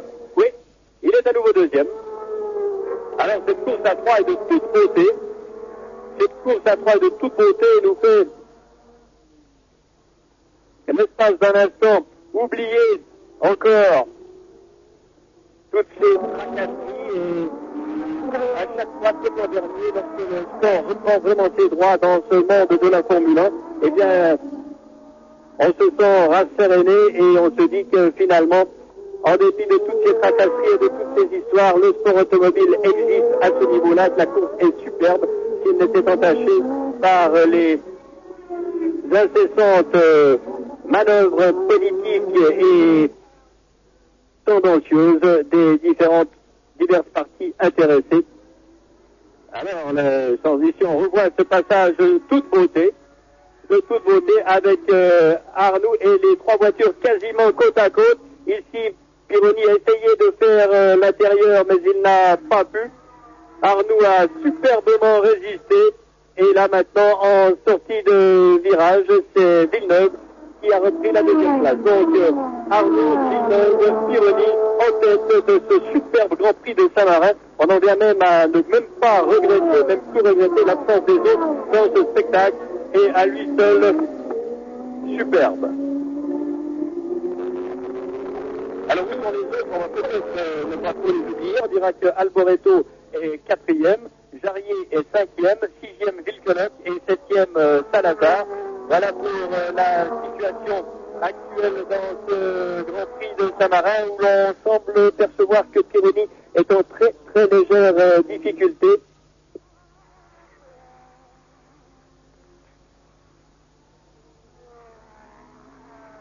Évidemment, comme ce souci pas de ce qui se passe derrière, mais je vous dirais qu'il reste 8 voitures en course seulement.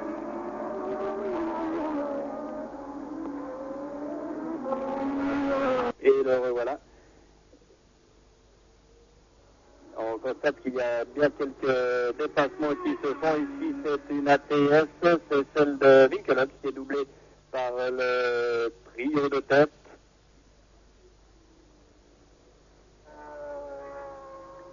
Il y aura peu de voitures dans le même tour.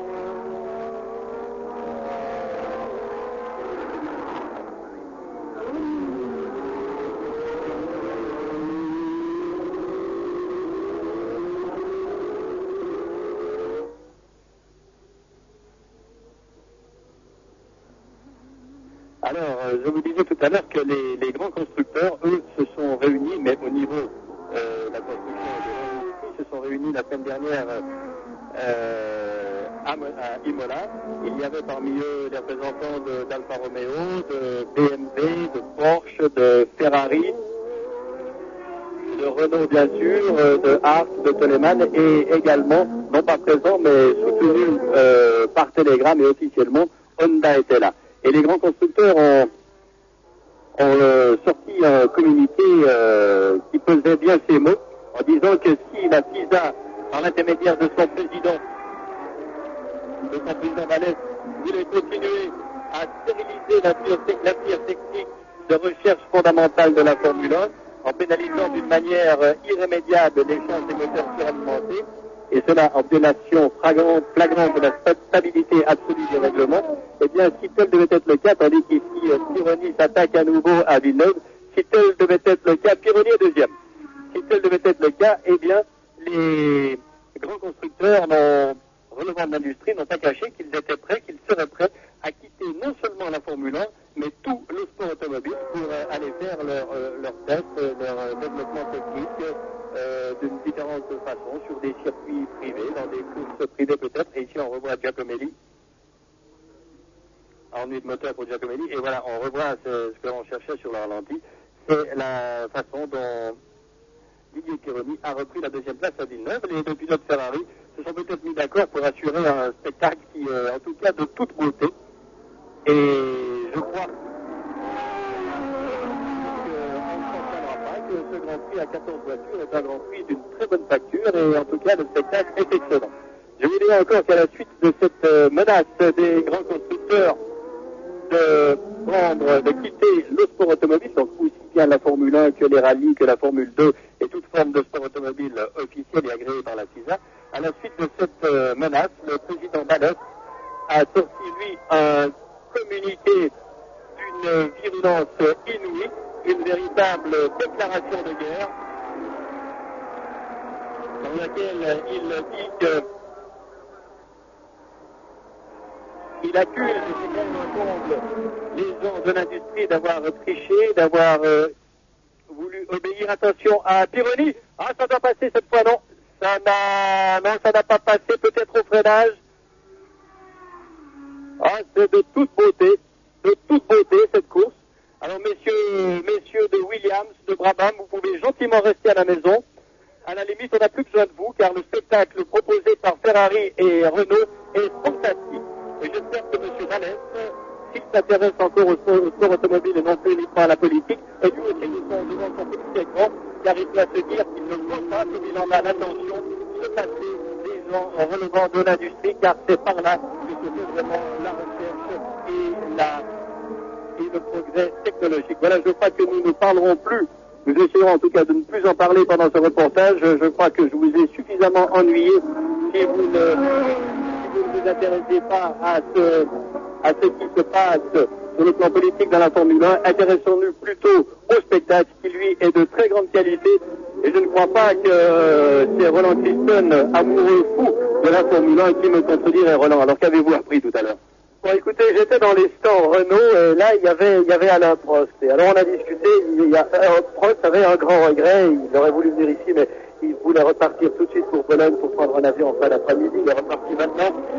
Prost aurait évidemment aimé se mêler, être le quatrième dans cette lutte absolument fabuleuse. Et alors, il y a une chose qui me frappe, c'est qu'il y a un paradoxe dans la Formule 1. Le paradoxe, c'est que plus la Formule 1 est entachée de problèmes politiques, de problèmes de malheur, d'intrigues et de grouillage et grenouillage en tout genre, et plus les courses, dans leur beauté absolue, sont fascinantes. On en a la preuve une fois de plus aujourd'hui, et Jacques, ce que vous avez dit, finalement, c'est vrai. Messieurs Williams, messieurs Brabham, messieurs Lotus et compagnie, vous n'avez plus besoin de venir, finalement, car ce qu'on voit, c'est la renaissance, c'est l'apogée du sport automobile, et on espère qu'il en ira comme ça. Et bien sûr, si messieurs Eccleston et compagnie vous laissent venir mêler, après tout, le spectacle il arrive encore en intensité, et on tire une fois pour toutes un trait sur ces magnifiques. En tout cas, pour une chose est certaine, René doit être en mesure de gagner, parce que, dit-il, il a choisi les pneus les plus durs et il ne risque pas d'avoir des problèmes de pneumatique.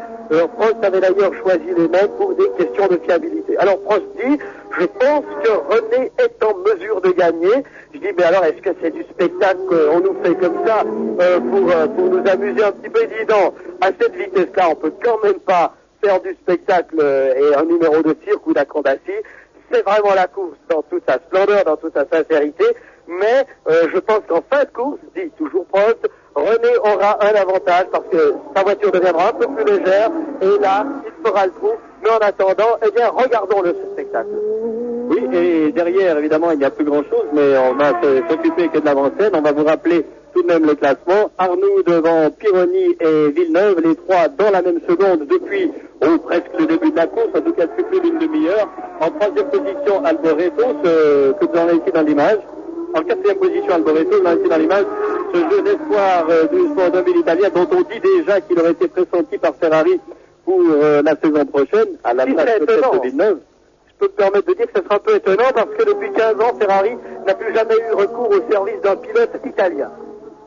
Oui, ce serait étonnant, mais ça n'est pas impossible. Et puis en cinquième position, on a Jean-Pierre Jarier et sixième, Salazar. Le septième est Henri Colonne. Zanetti, lui, n'a plus reparu. Il y a donc encore 7 voitures en course. Mais cette lutte pour la première place Et de toute beauté, il y a Fabi également, mais qui est à, oui non pas Paletti, mais Fabi, qui est à 8 tours environ.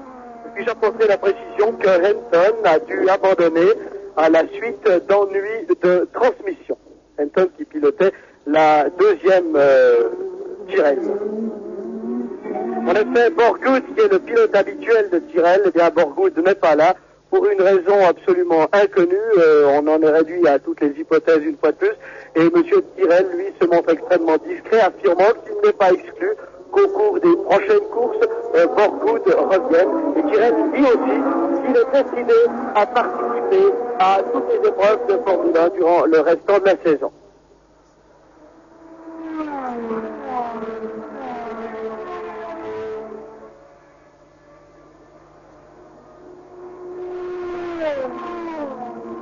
Les positions se sont quelque peu stabilisées depuis quelques instants. Les écarts ne sont pas beaucoup plus grands, mais tout de même il y a un petit moment de répit que les trois principaux protagonistes s'accordent ici.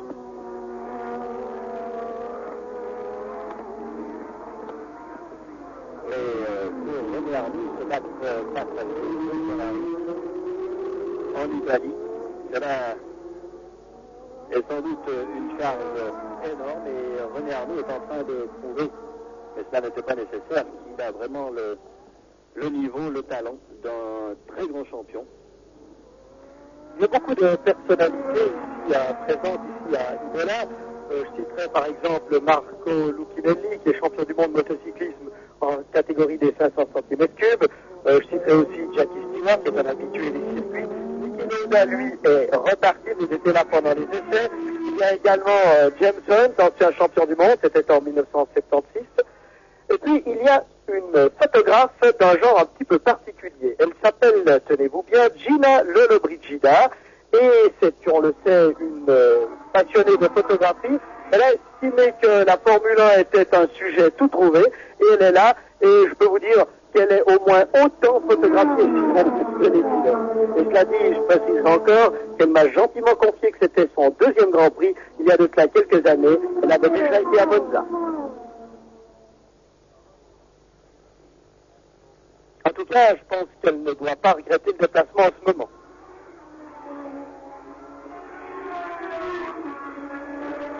Ici, l'arrêt de Salazar sur la TS numéro 10, vous l'avez vu. Salazar qui occupait la 6e place qui va donc revenir à Winkelhock. Non, c'est le contraire. C'est Winkelhock qui s'est arrêté. Oui, c'est Winkelhock qui s'est arrêté et c'est juste Villeneuve en tout cas qui a établi le tour le plus rapide. Pour l'instant, à la moyenne de 190 km/h et quelques poussières. Et Pironi, lui, observe assez près, mais on se demande s'il sera possible au Ferrari de revenir sur Arnoux, qui n'est certes pas très loin, mais dont l'accélération est toujours aussi foudroyante. Et comme on le disait tout à l'heure, c'est la Renault qui va perdre encore plus de poids au fil des tours, va devenir toujours plus rapide, toujours plus maniable et toujours plus difficile à rattraper.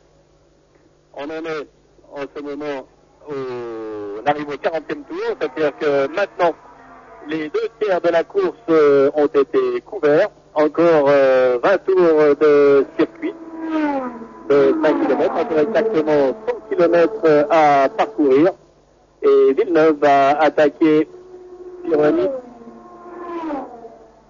Il aime bien attaquer ici, Villeneuve. À chaque année, à chaque fois, il tente de passer ici. Voilà qui est fait. Il a passé Pironi qui se retrouve à nouveau 3e.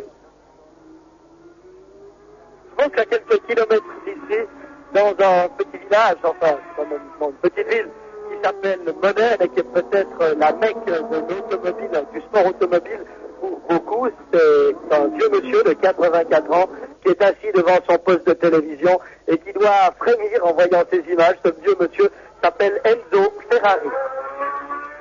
Il doit être un peu rassuré en voyant ce spectacle. Il doit se dire que c'est plutôt lui qui est dans le vrai, que ceux dont les magouilles et les tricheries n'ont des buts à peine avouables, qui sont des buts financiers avant tout.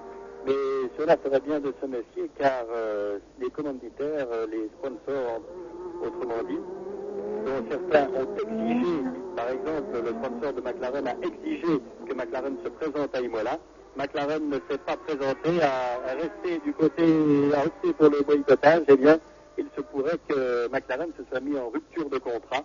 Et alors là, je crois qu'on ne leur demandera plus de venir, mais ils n'auront plus les moyens de développer leur voiture. On n'en est pas encore là.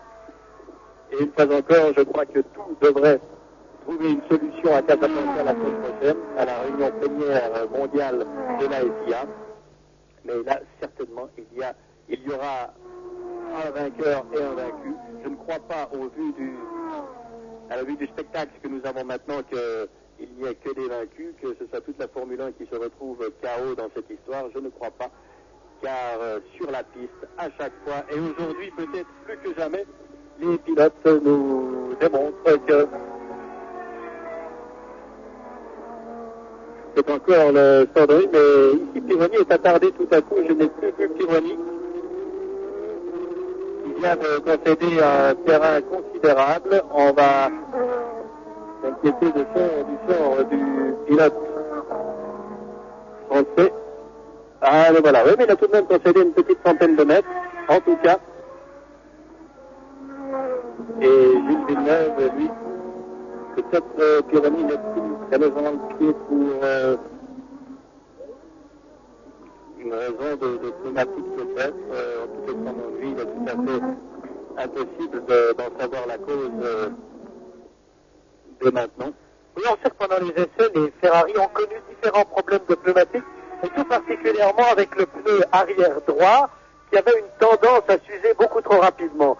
C'était cependant à ce moment-là des pneus dits de qualification, c'est-à-dire des pneus avec une gomme très tendre qui était utilisée, et ça expliquait, avec ce genre de pneus, on fait 3 à 4 tours, 5 au maximum, et après ils sont déjà usés, seulement ils procurent une très très bonne adhérence, donc une très bonne motricité, que ce soit en freinage ou en accélération. Alors est-ce que, parce que là, le rythme est quand même extrêmement élevé, est-ce que des problèmes de pneumatique se posent sur les Ferrari? C'est une hypothèse qui n'est pas entièrement à exclure. Enfin, ces Ferrari qui se livrent un duel sur le circuit Dino Ferrari, il faut le dire, c'est quelque chose presque de mythique.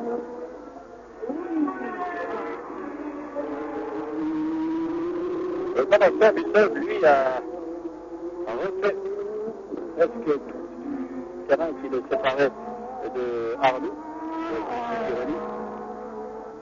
Pironi, qui l'an dernier avait mené ce Grand Prix de Saint-Marin durant presque la moitié de la course avant d'être irrémédiablement doublé par Piquet qui s'était imposé.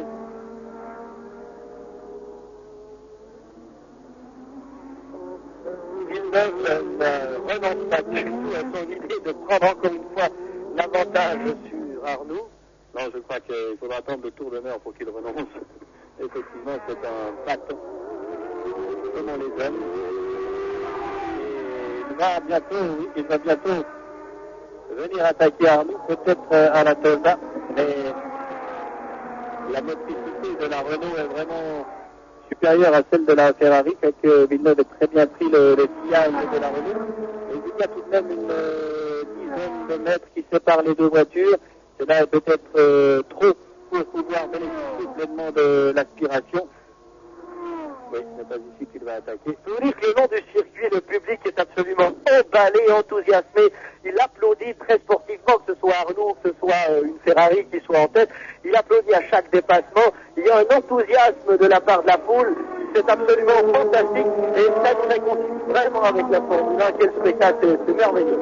C'est pour vous dire à quel point le public de cette région des Midi apprécie et aime le sport automobile. On dira que c'est Pironi qui me le disait hier. Lorsque Ferrari vient faire des essais privés ici à Imola, et cela arrive tout de même de temps en temps, car Ferrari ne fait des essais privés pas seulement sur sa piste de Fiorano, et bien quand ils viennent à Imola, le directeur du circuit fait payer les entrées, annonce que Ferrari va venir tourner pendant 2 jours, il fait payer les entrées, si c'est en semaine, il fait à chaque jour 2 à 3 000 entrées, et si c'est par chance le week-end, eh bien, c'est un problème de moteur pour Renault. Eh bien là, il fait 15 000 entrées. C'est-à-dire que 15 000 personnes dans cette région d'Émilie sont prêtes à venir voir tourner des Ferrari en séance d'essai. Et je crois bien que là, le moteur turbo de Arnoux connaissent des problèmes. On voit une fumée blanche qui... Une fumée bleue qui n'a rien de rassurant. Hein. Non. Et Villeneuve attaque. Villeneuve attaque. Et Villeneuve reprend la tête. Villeneuve reprend la tête. Alors que c'est un effet d'Arnoux. Son moteur prend feu. Et voilà Pironi qui va le passer à son tour. Vous entendez le public qui, évidemment, est content de voir une Ferrari prendre la tête. Mais je crois qu'il faut être très reconnaissant sur cette image saisissante de la voiture de René Arnoux qui prend feu. Il faut être très reconnaissant à René Arnoux pour le spectacle fantastique qu'il nous a donné aujourd'hui. René Arnoux dans cette lutte qu'il a livrée à Ferrari, aux deux Ferrari de Villeneuve et Pironi, a été tout simplement impérial, et je crois qu'on se rappellera longtemps encore, même s'il doit être extrêmement déçu, Arnoux. Je crois qu'on parlera longtemps encore de cette dragée haute qu'il a tenue. C'est une déception terrible, je pense, pour René, parce que d'abord il a malchance ces derniers temps, il est souvent très vite pendant les essais, et il connaît des problèmes en course. Alors ça doit être une très très grande déception. Mais maintenant la question qui se pose, c'est devant une Ferrari contre une autre Ferrari, est-ce que Villeneuve et Pironi vont continuer à se bagarrer entre eux, ou est-ce qu'ils vont recevoir l'ordre de maintenir les positions? Ça, on va tâcher de le savoir, et on le saura certainement assez vite. Je pense que, selon toute vraisemblance, on va demander aux pilotes d'arrêter de jouer au chat et à la souris, aux gendarmes et aux voleurs. Mais surtout que c'est Villeneuve qui est devant. Parce que Pironi, si c'est Pironi qui était devant, on pourrait imaginer que Villeneuve l'attaquerait. Mais Pironi, qui est un garçon, je dirais, très intelligent, très calculateur, va certainement se contenter de se maintenir à la deuxième place. Encore que pour le moment, il soit très près de Villeneuve. Hein. Il est juste dans son sillage. Ah oui, je crois que... Et puis il fera pas de cadeau quand même. Il n'y a pas de raison qu'il en fasse. Et... on peut déjà songer à un éventuel doublé de Ferrari. Eh bien, il y a le dernier doublé remonte à l'an dernier au Brésil, lorsque les deux Williams, de Reutemann et de Jones, avaient terminé respectivement première et deuxième. Et le dernier doublé de Ferrari, c'était en Italie aussi, mais à Monza en 1979, lorsque Scheckter s'était imposé devant Villeneuve. Scheckter, qui, se dit en passant, est présent lui aussi à Imola. Il était hier en tout cas lors des essais.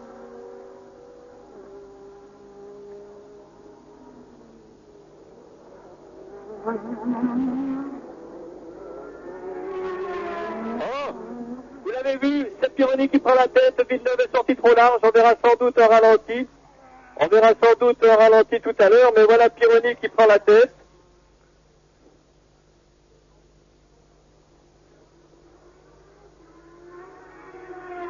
Alors, nous sommes au 45e tour, encore 15 tours à couvrir, et voilà le ralenti. Alors on voit le ralenti du moment où René Arnoux explose son turbo, moteur turbo cassé pour Arnoux.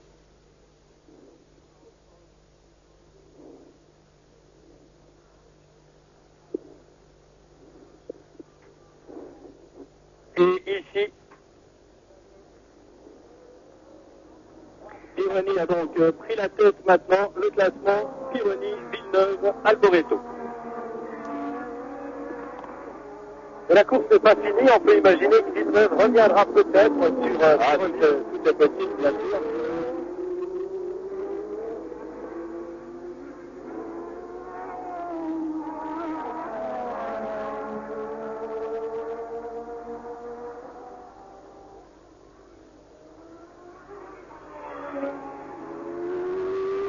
Villeneuve se rapproche même de Pironi. Je vais essayer de voir au prochain passage si quel genre de panneau on montre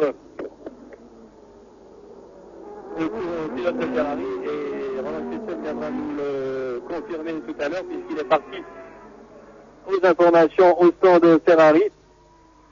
Alors, Pironi en tête de cette course.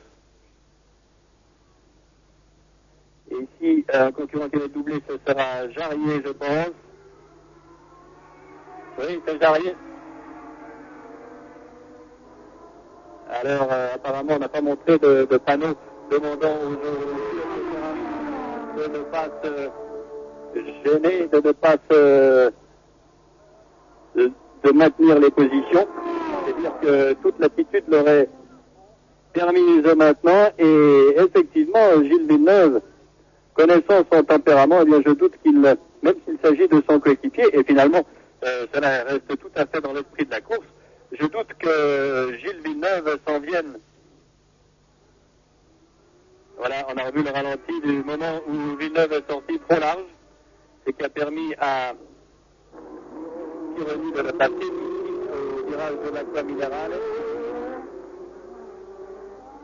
Nous sommes dans le 48e tour, encore 12 tours à couvrir dans ce Grand Prix qui aura été passionnant du début à la fin, avec 14 voitures au départ et une lutte sans merci entre les Renault et les Ferrari.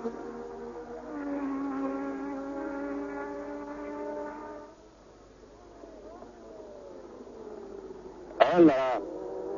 Alors, Pironi peut-être autant dans son, avoir les yeux autant dans son rétroviseur que sur la piste. Mais vraiment, on joue le jeu jusqu'au bout.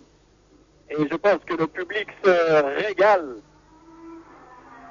de cette lutte pour la victoire que se livrent les deux Ferrari. Pour l'instant, avantage à Didier Pironi qui a gagné un seul Grand Prix dans sa carrière. C'était au volant d'une Ligier il y a 3 ans en Belgique. Attention, Villeneuve attaque.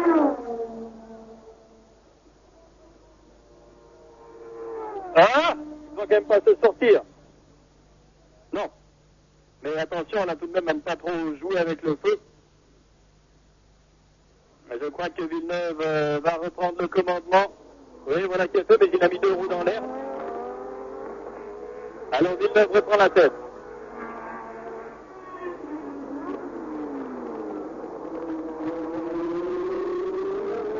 Villeneuve a repris la tête.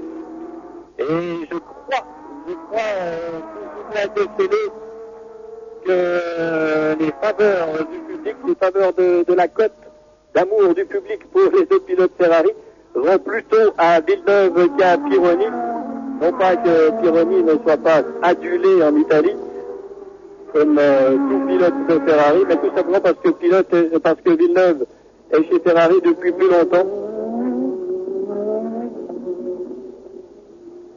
et que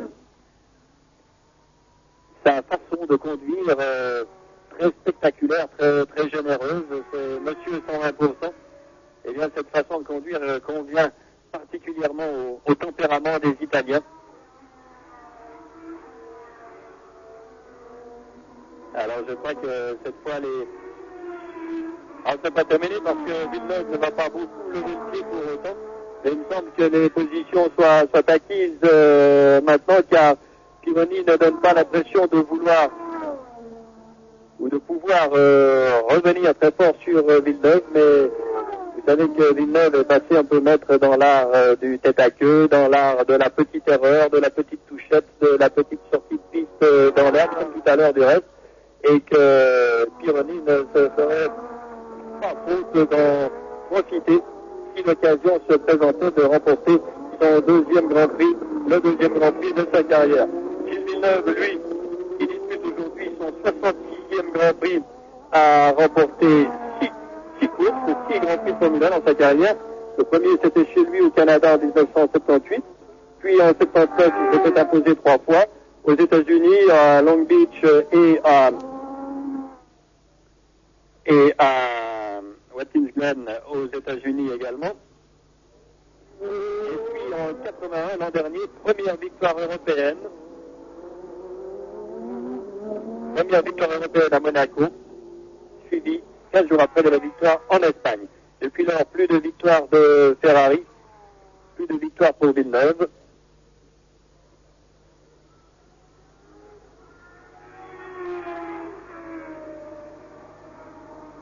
Villeneuve dans la Ferrari, vous le constatez, a remis traditionnel. À Long Beach, il y a un mois, les deux Ferrari étaient venus d'un double aileron légèrement décalé, mais pas trop réglementaire, qui avait valu le déclassement et la disqualification de Villeneuve après la course. Alors ici, Pironi revient maintenant, mais je ne sais pas s'il va l'attaquer.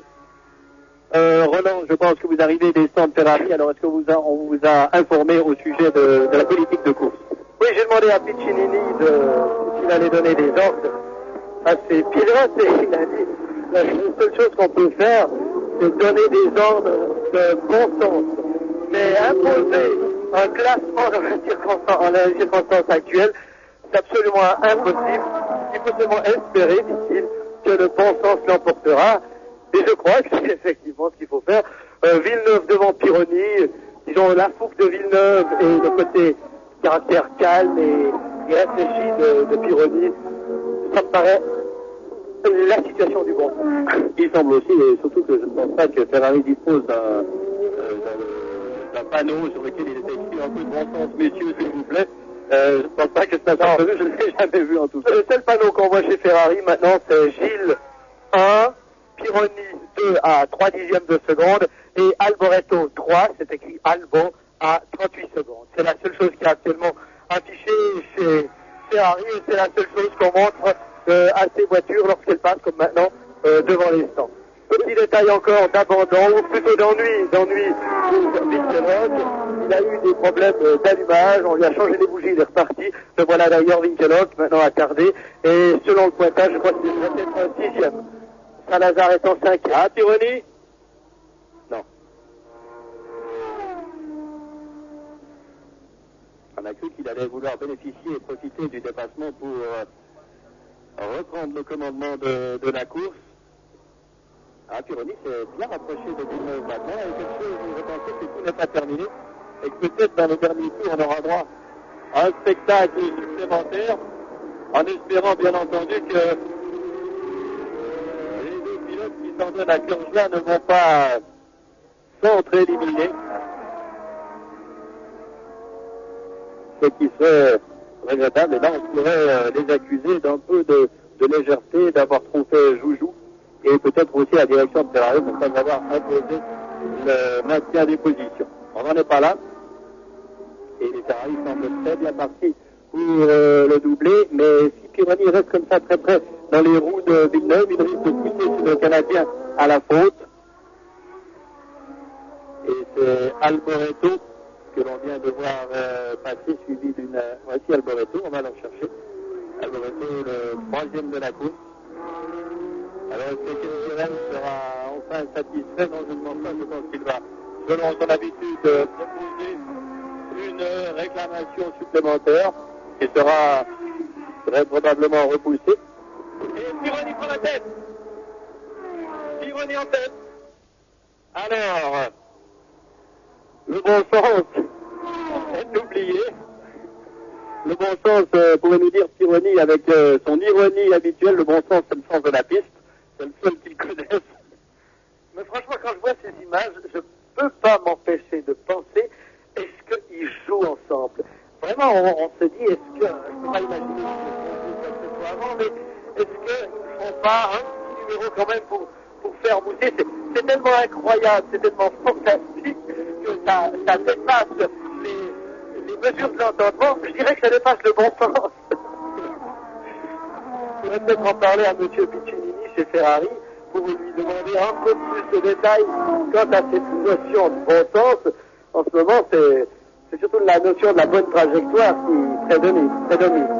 Et n'oublions pas que tout ceci se joue à 190 km/h de moyenne au volant de ces bolides, de ces monstres de 560 chevaux. Et que le fait de pouvoir s'amuser, entre guillemets, nécessite et implique obligatoirement une maîtrise de cette puissance absolument incroyable. Alors il va rester maintenant 5 tours, je crois.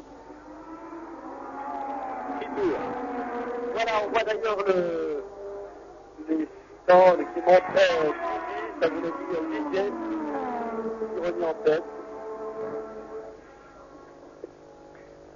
crois que c'était le stand Tyrrell, on voyait Alboreto 38 secondes, slow, ça voulait dire Alboreto ne force pas, fini. Et c'est un remarquable résultat pour ce jeune Michele Alboreto, qui est, je pense, dans la vague de jeunes pilotes italiens, le plus doué en ce moment, présent en Formule 1. C'est en tout cas un pilote dont on aura certainement l'occasion de reparler.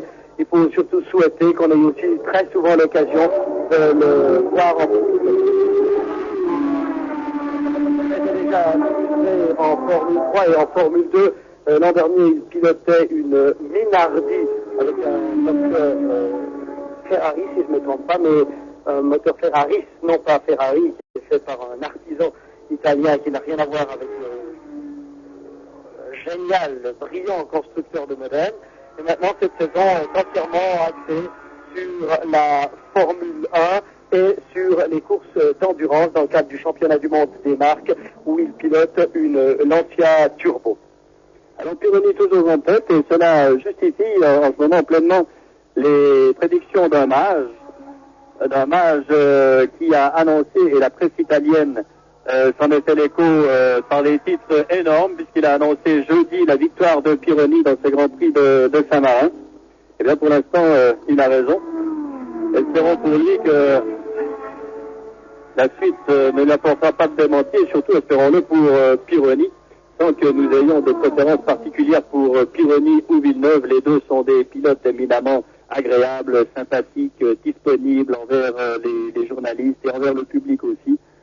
Et il est vrai que s'il fallait choisir, comme aucun premier pilote n'a été annoncé chez Ferrari, je crois que même le commentateur lui-même aurait de la peine à préférer Pironi à Villeneuve ou Villeneuve à Pironi. Vous êtes pour l'instant, c'est Pironi qui est en tête.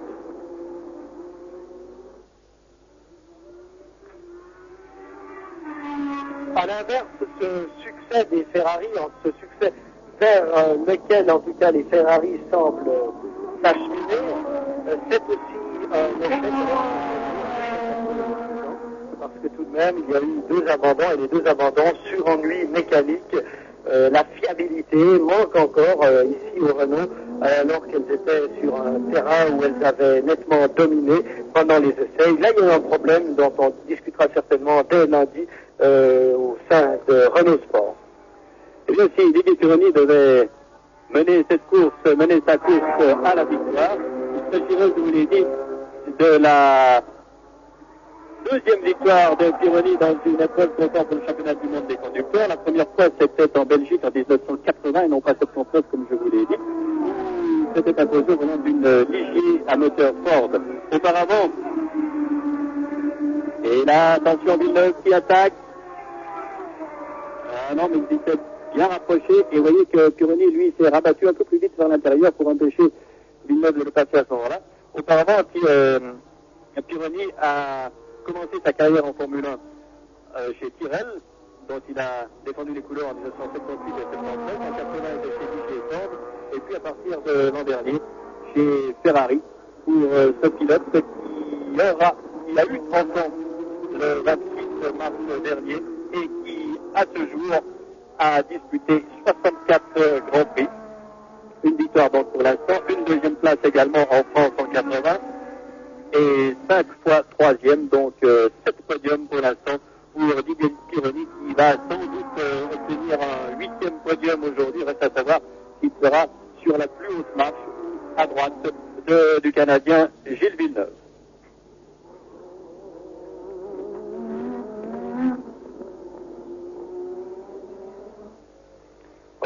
Voilà que Villeneuve recommet une petite erreur. C'est au même endroit que tout à l'heure, il a commis l'erreur qui a permis à Pironi de le passer. Oui, le remettement n'est pas très bon à cet endroit du reste.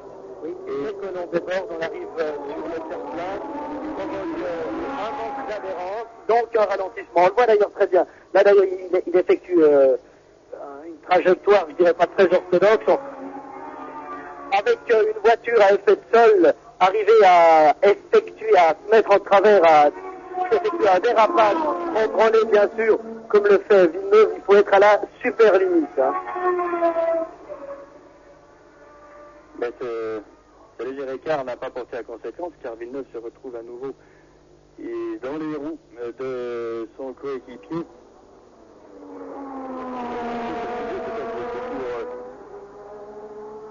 La petite histoire, et peut-être pour éviter que l'on fasse état de grandes histoires, car parfois on imagine toujours que ces gens n'ont que des contacts très distants, mais il faut préciser que Pironi et Villeneuve sont, dans le civil, je dirais, les meilleurs copains du monde. Et oui, d'ailleurs, ils se connaissent effectivement très bien, ils font beaucoup d'essais ensemble, ce qui explique qu'ils peuvent jouer ainsi au chat et la souris, parce que chacun connaît les défauts et les qualités de l'autre, donc ils se connaissent tellement bien que bien que ça passe à très haute vitesse, ils ne prennent pas des risques inconsidérés comme on pourrait l'imaginer à première vue.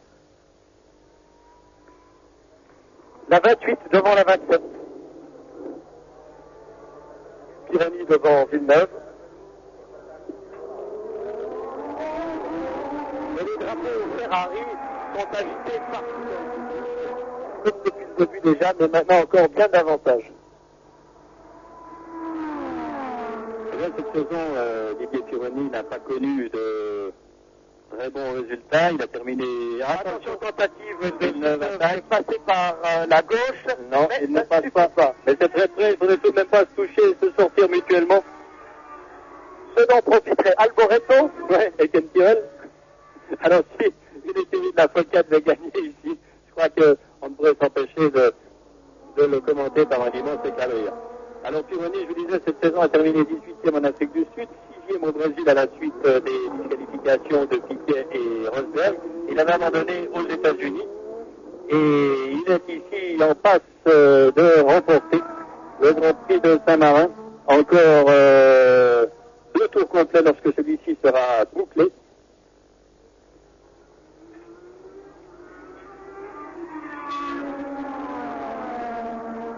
Alboreto, il faut le mentionner, Alboreto a 2/3 de tour de retard, ce qui est très peu compte tenu du fait que Alboreto dispose d'une Tyrrell qui fait le poids, qui fait les 580 kg et qui est mue par un moteur atmosphérique Cosworth. Et Alboreto a en partie compensé l'insuffisance, non pas l'insuffisance, mais le handicap technique au niveau de la performance, par sa virtuosité qui est certaine et qui a vraiment retenu l'attention de tout le monde ici. Alors on arrive de nouveau aux abords du célèbre virage de la Tosa et je crois que Gilles va essayer de partir à l'intérieur. Oui, voilà qui est fait et il y parvient, oui. Alors cette fois Gilles prend la tête, Villeneuve, ils sont coude à coude, mais Villeneuve a pris l'avantage. Alors, dans l'avant-dernier tour, Villeneuve prend l'avantage de ce Grand Prix de Saint-Marin. Alors cette fois, je ne crois pas, j'imagine assez mal que Pironi essaye de jouer à qui tout double. Il préférera être deuxième que sur le bas-côté. Mais je pense que rien n'était... Non, il ne s'avoue pas vaincu encore. Rien n'était exclu parce que quand on a vu ce départ de Grand Prix avec 14 voitures, on n'imaginait pas a priori qu'il soit vraiment passionnant. Or, il est passionnant et tout est possible, on peut tout imaginer.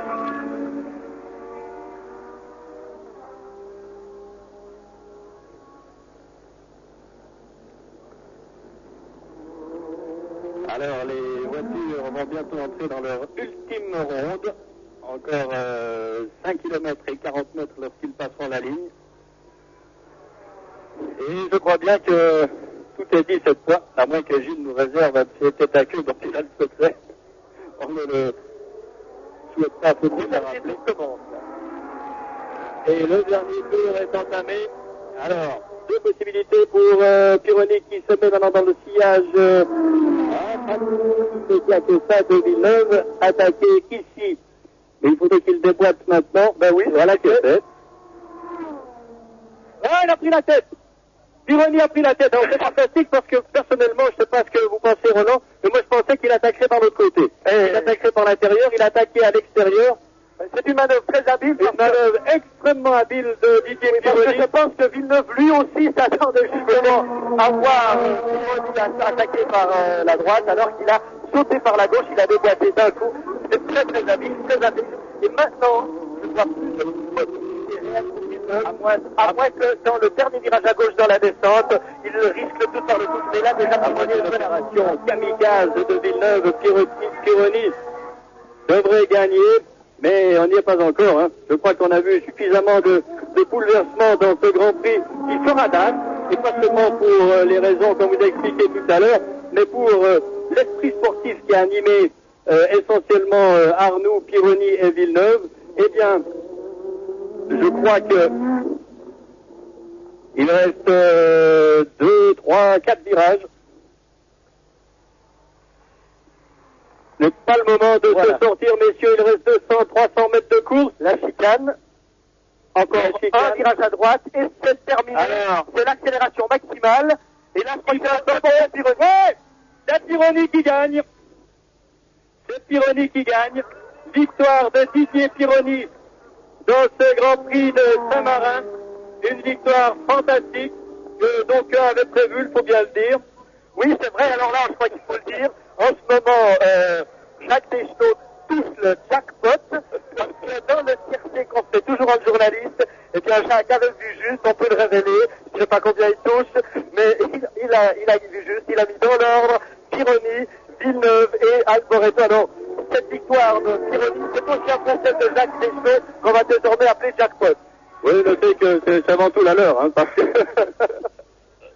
mais cette victoire de Didier Pironi, la deuxième de sa carrière, sanctionne vraiment et met fin à une période de grande malchance qu'a connue Pironi, il faut le relever, l'an dernier surtout, grande malchance de Pironi, et maintenant, vous voyez qu'il est très marqué. On se rappelle, et si vous aviez suivi le sous la loupe que nous avions fait avec Didier Pironi l'automne dernier, que Didier a dû perdre 4 à 5 kilos pendant cette 1h40 de course. Un Didier qui sans doute est très éprouvé physiquement. Et on dira aussi que le rythme cardiaque de Pironi, puisque lui s'était prêté à cette expérience que nous avions refaite avec lui, eh bien son rythme cardiaque a dû osciller entre 170 et 180 pulsations minutes pendant les 2 heures ou presque de la course. C'est-à-dire que physiquement, Pironi, comme les autres pilotes du reste, a réussi un exploit sportif d'une très très grande valeur, d'une très grande valeur médicale aussi, puisque par exemple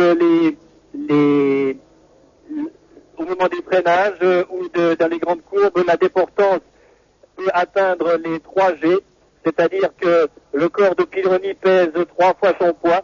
Et bien hier soir, on ne le cachera pas, en mangeant avec Didier Pironi hier soir, nous lui avons dit et que nous espérions bien entendu que le mage ne s'était pas trompé.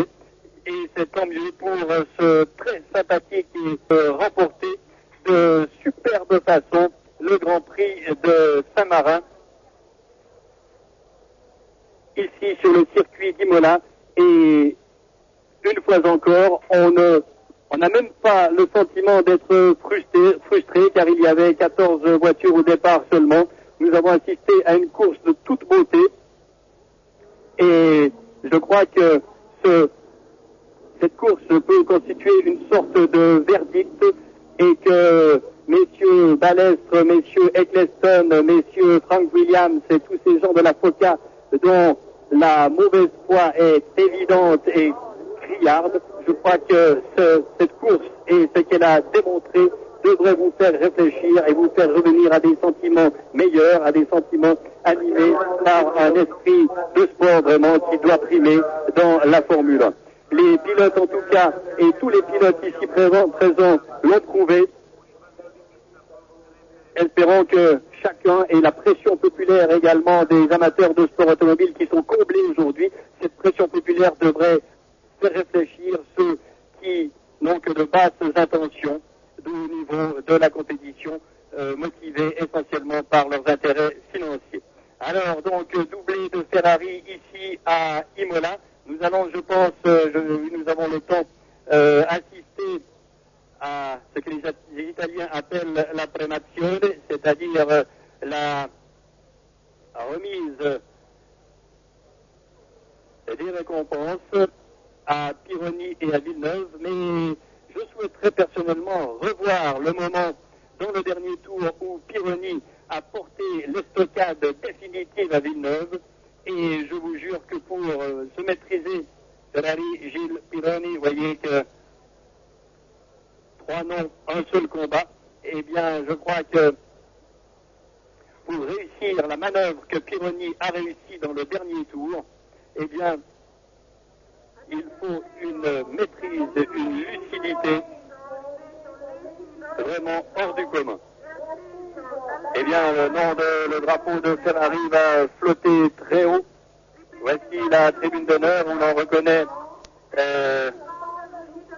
le Tessinois Aleardo Buzzi, légèrement de profil, en discussion avec les officiels. Lui qui est peut-être dans une certaine mesure celui qui apporte et qui tente à trouver le plus de solutions raisonnables à tout ce qui secoue actuellement la Formule 1.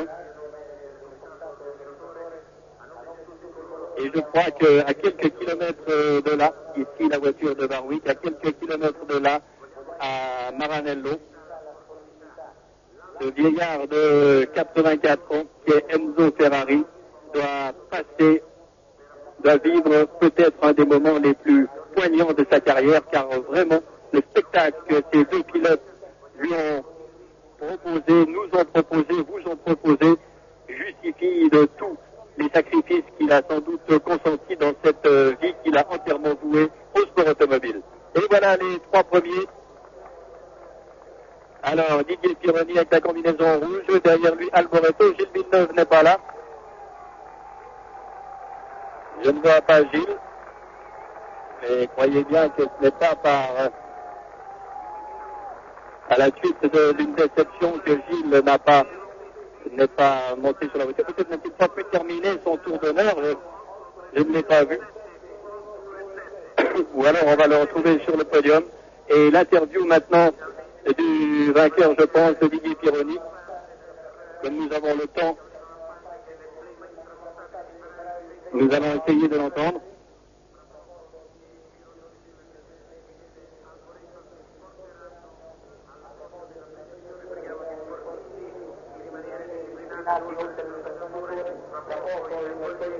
Alors je crois que je ne sais pas si vous entendrez, je ne sais pas si vous avez le retour de l'interview qui va être accordée par Didier Pironi, avec, vous voyez là-bas, Roland Crispin, tout en bas de notre écran, qui le félicite.